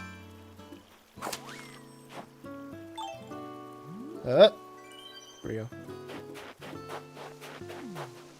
Hello, sir. I get a ghost! Please, I haven't done anything wrong. Just let me go. A human? A real live human? I've been on this island for a long time, but I've never seen a human. Oh, you just moved here? Oh, okay. Well, that explains everything. Allow me to introduce myself. My name is Wisp. Nice to meet you. Well, I'll just be honest with you. I love the darkness, especially nighttime, but I'm afraid of ghosts. Whew. This little run-in with you has me all shaken up. You scared some pieces of my spirit right out of me. Looks like they flew off when we bumped into each other. There's no way I can stay like this. What a pickle. I'm sorry to ask you this, but could you maybe collect the pieces of my spirit that flew away? Otherwise, I'll be like this forever, and I cannot deal with that. Please help. I promise there'll be something good in it for you. Now let's see here. There are 5 pieces of my spirit in all. Should be able to find them floating around in the island. You'll need a net to catch them. I'm counting on you. Thank you. I think the funniest part about doing this guy's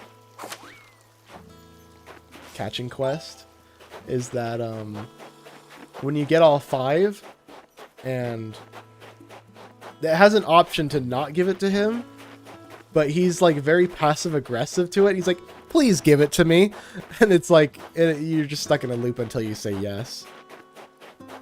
Okay, there's one. Wisp is a little goober.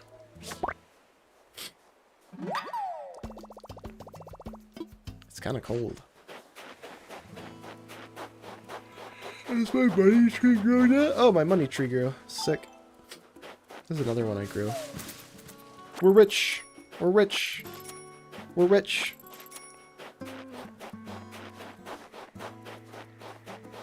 There's a balloon somewhere. Aha. So anyway, yeah, Magic Kingdom was the last park I went to. Oh, come on. There we go. Anyway, the whole reason of the trip. I'm gonna go sleepy now. All right, Lemon, have a good one. Peace out. Peace out. Oh, you can only hold up to 900 or 99,000. Okay. The whole reason we went to Florida in the first place is because one of my stepbrothers is dating a girl who is in the Miss America pageant, and she became Miss Utah. And so she was trying to go for Miss America, and that was being held in Florida.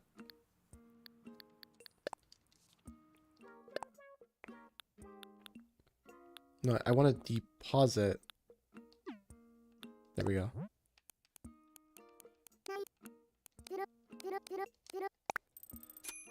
So that was pretty cool. She did not win. She did not make top 10. But it was cool that she got up there and was on TV. I don't know. I think there's a lot of bias towards all the southern states because that's what was mostly chosen.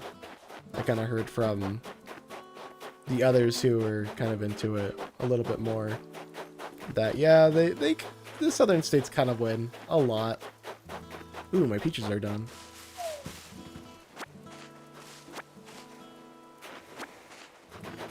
So yeah. Oh well. It all ends well. I don't think she was super happy with the conditions that they were treating the girls in the first place either. She was getting like nothing to eat, which was kind of sad. They just like weren't feeding them good. Gosh, how many stars am I to be able to wish on? Oh, here's another thingamajig. But yeah. Anyway, I'll probably do a few more things in Animal Crossing and call it a night. Oh my goodness, there's so many.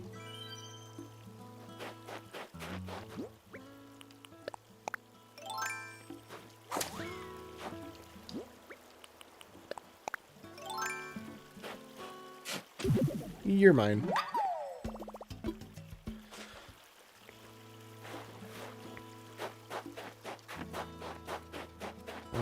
There's a snowball here. Ooh, we can make a snowman. I'm still trying to make a perfect snowman so we can get more DIY recipes here.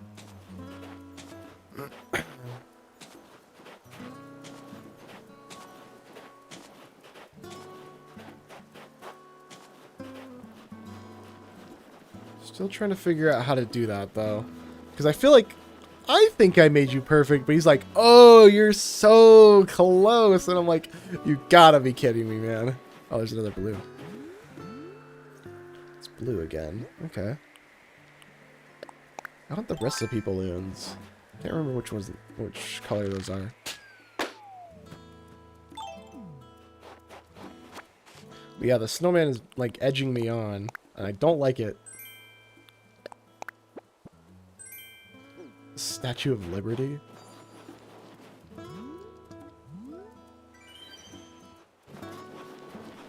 Oh well. Is this... Whoa! That dung beetle's got a huge ball. Hold on. We're gonna catch this guy. Is he gonna push it into the water? Well, there it goes. Oh no. Well... 07s.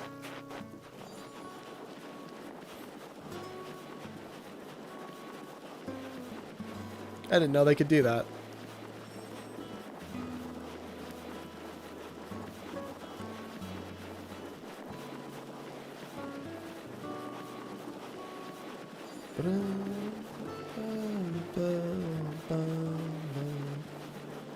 Okay, that's probably a good base to work with here. We just gotta find another ball. Oh, I also need the, like, I don't have a fishing rod. Oh well. I need the pond fish, because I know there's a lot of koi fish that I need.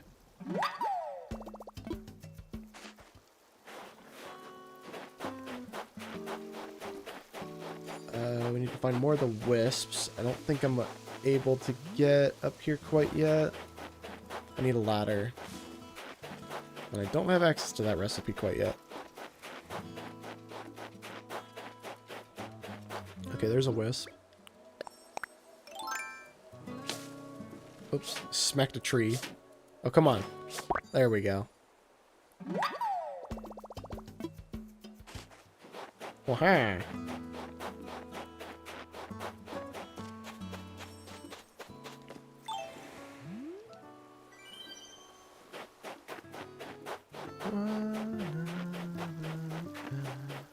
I mean, the ball has to be on this side somewhere.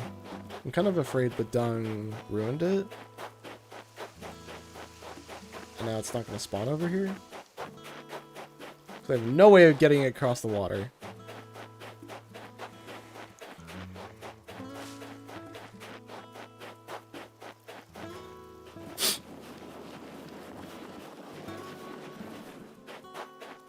Okay. Oh well. We'll come back to it.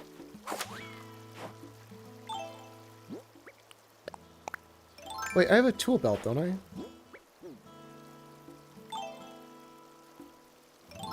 I forgot how you do it. Ah!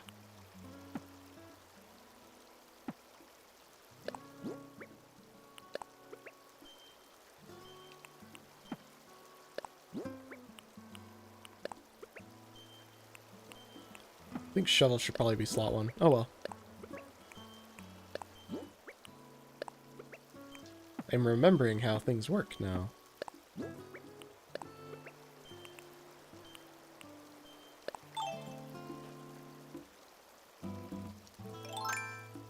Is it up?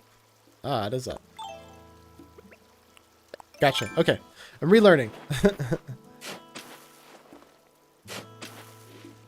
do you gotta do with the rocks? Hoping we can get some gold out of it. Or some iron. Iron's good. Frosty Fest art came out? Yo. Oh, it is 2 a.m. That's when Japan Twitter does like to tweet for me. Let's take a looky here. I didn't get the... Oh, because I don't have Twitter notifications on. That's why.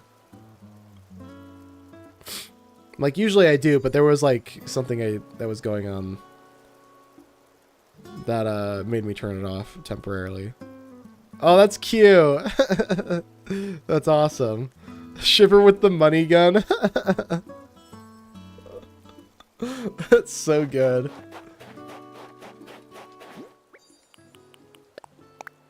Oh, I'm still not used to it. Big man with the presents. Dude, the fry fit goes kind of hard.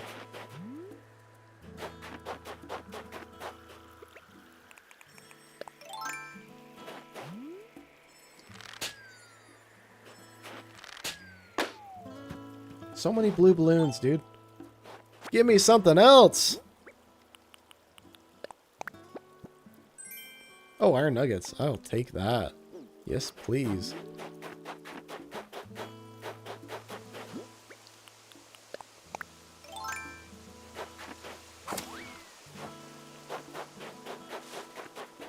Oh, there's one.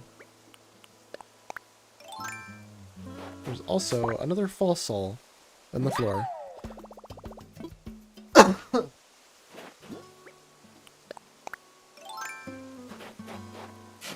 Aha!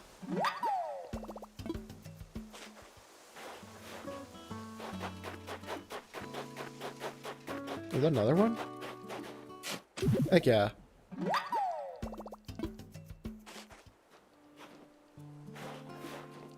How much space do I got? Okay, I'm basically out now.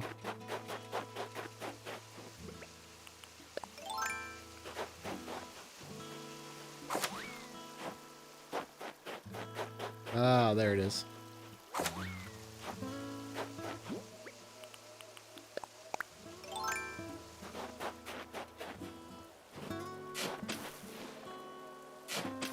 Whoops, wrong one.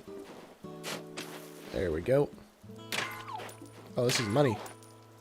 Oh, that's a pill bug. I don't think I have that.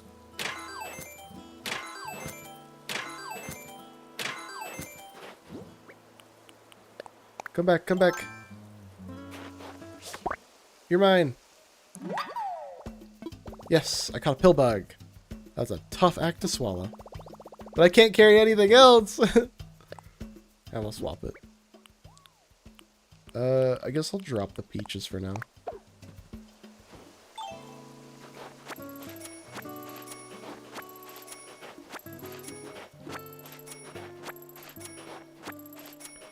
Yummy, yummy, yummy.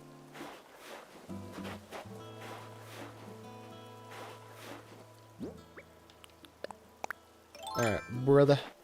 Got your last thing here. What? There we go.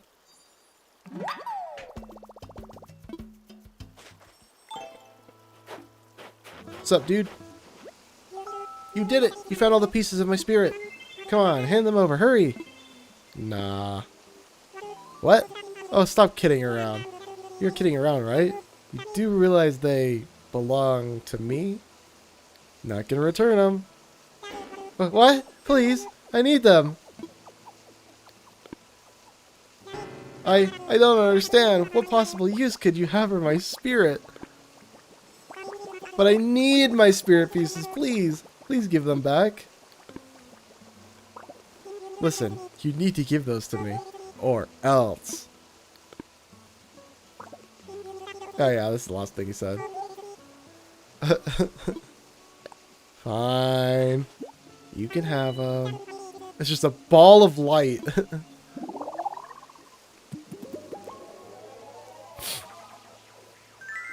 There you go, buddy. Ta-da! Ah, back to normal. Phew, thank goodness. And thank you. I feel wonderful. Oh, right. I need to give you the reward I promised. What's it going to be? Well, who doesn't love furniture? I can get you something you don't have yet, or I can get something expensive. So what's it going to be? Let's do something expensive. You got it. So we're looking for something a little on the expensive side, huh? Not that great at judging the value of items, so I'm not totally sure if this item is worth a lot, but... Here, have a diner neon sign. I'll put this in your item pocket, okay? Let me just say, I hope our paths cross again sometime. Until then, farewell.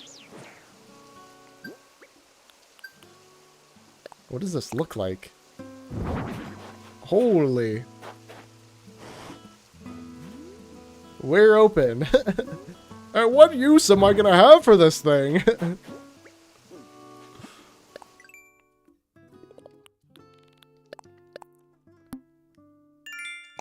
Cowardly ghost.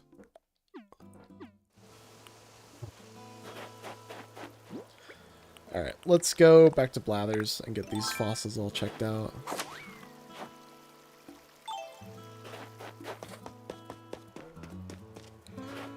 Can we make it days? Oh, it's already 2, man. I think I gotta call it. I need to get at least some sleep before or after I set up the Twitch.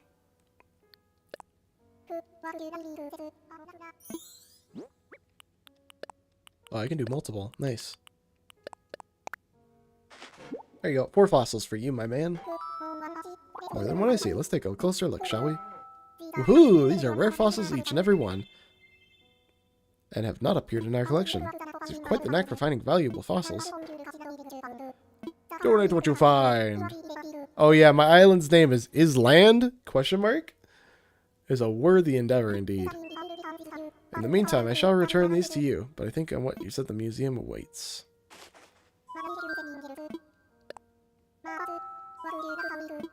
Bro, just take the fossils. I don't want them. Several things I see. Let's take a look.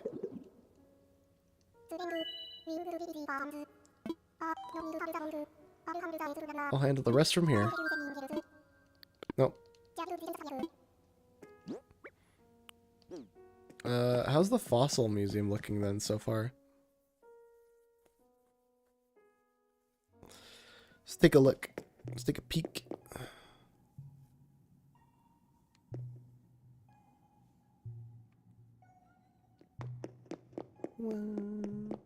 Ooh, there's a bunch of them here. We got an old amber. That's kind of cool. The only reason I'm still up is for the 1.5 stream at 4:30. Gotcha.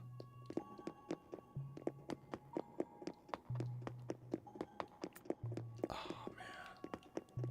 Okay, we got 2 parts of that guy. Oh, we got a part of a Spino. That's sick.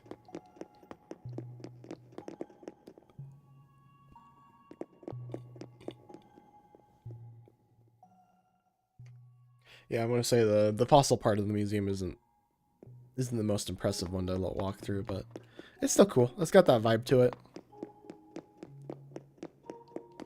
My favorite part about the museum, though, is if you get like a group of friends together and you play like museum hide and seek. It's pretty fun.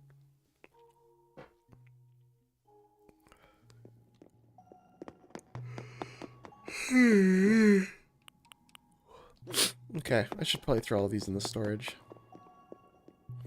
I wanted to make the snowball, though. Is it still there? I want to make a snowman.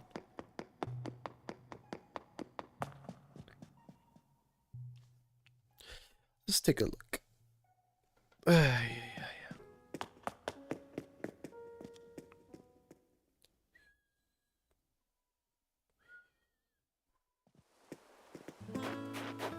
Are you still over here?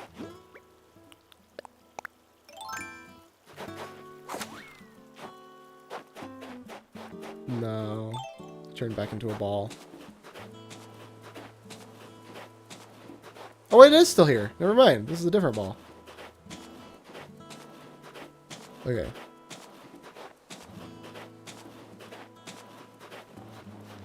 Let's try and get it to be the perfect size.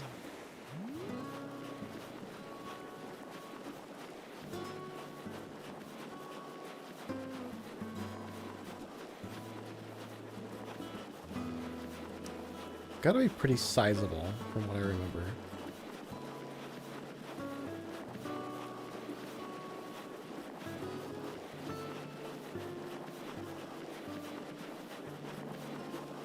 Let's try this. Your perfect snow boy is here! We did it! It's not braggy if it's true. It's only true because of you. Just point me in the direction of the nearest snow museum, and I'll be on my way, because that's where I belong. Or I could stick around here and show the locals what a flawless snow creation looks like. I can't praise you enough for your top-notch snow sculpting skills. Whoa, that's kind of hard to say. I think it's only appropriate that I share a DIY recipe with such a gifted snowcrafter. Let's see. I know, I'll show you how to make a frozen mini snow person. Check out your Nook phone. And take a large snowflake too, it's required to craft the item. Put your thank you gift among your belongings. Now go on and craft an item that'll remind you of me. Wow. I could be a snow model. And you've got the makings of a pro snow sculptor. The perfect snow boy.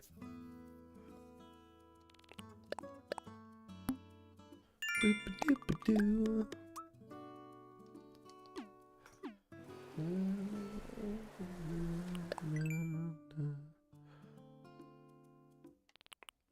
Pillbug.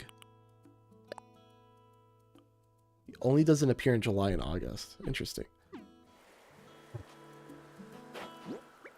So what does this DIY recipe look like? Oh, that's kind of cute. Okay, let's hurry and make that. Let's go catch a couple snowflakes. Wait, there's another balloon right here. Oh, it's a money balloon.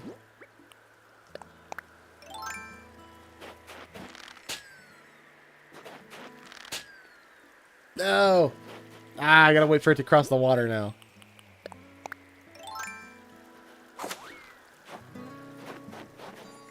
Yeah, I'll go hunt for snowflakes in the meantime.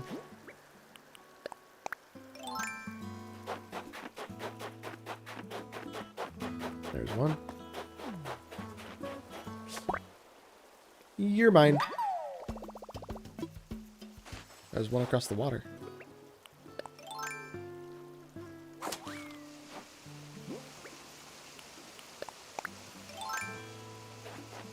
Yoink.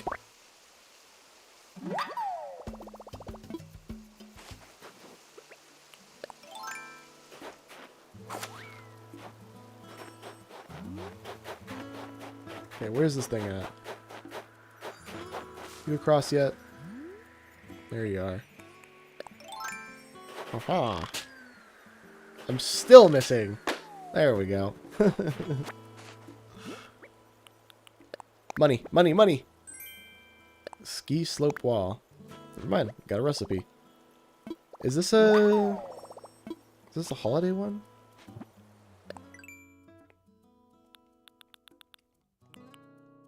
It is. It costs snowflakes. Okay, I'll take it.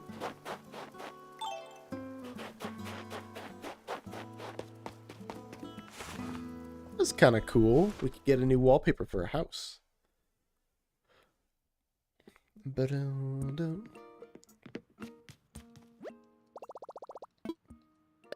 Let's craft.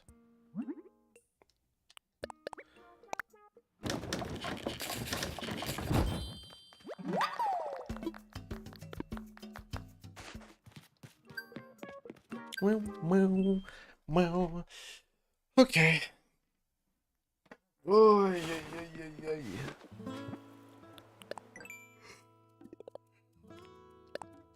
I like furniture. Anyway. Animal Crossing makes me sleepy, so I think I'm gonna call it here.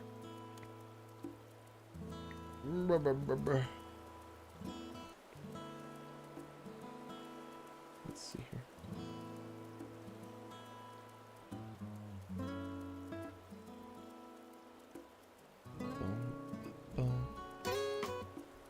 Alrighty. Okay. So that's gonna wrap up tonight's stream. Okay. Thanks for hanging out. Thanks for coming out and listen to me yap for 3 hours. Did we hit hour 4? No, we did not. 3 hours, 30 minutes is still good. Yeah, give Celebi. Oh, hold on. Where is it?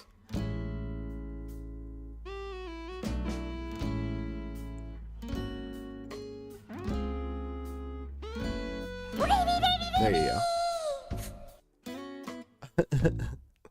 go. Doesn't work on this screen. I should probably get that one working at least. Anyway, but yeah, if you're new here, hit that sub button. If you want to see more content, we'll be doing Splatoon tomorrow for Frosty Fest. It's gonna be a good time. So stay tuned. You don't want to miss a beat. Have a good night. Good night, Peter. Good night, Vanny. I might still be up when the live stream goes. If I am, we can all be in the Discord together. But I don't know. I'm like really exhausted right now, so Twitch might just be the last thing I do tonight. We'll see. Anyway, have a good night, everybody. Peace out. Bye bye. Good night, and I will see you all tomorrow. Bye bye.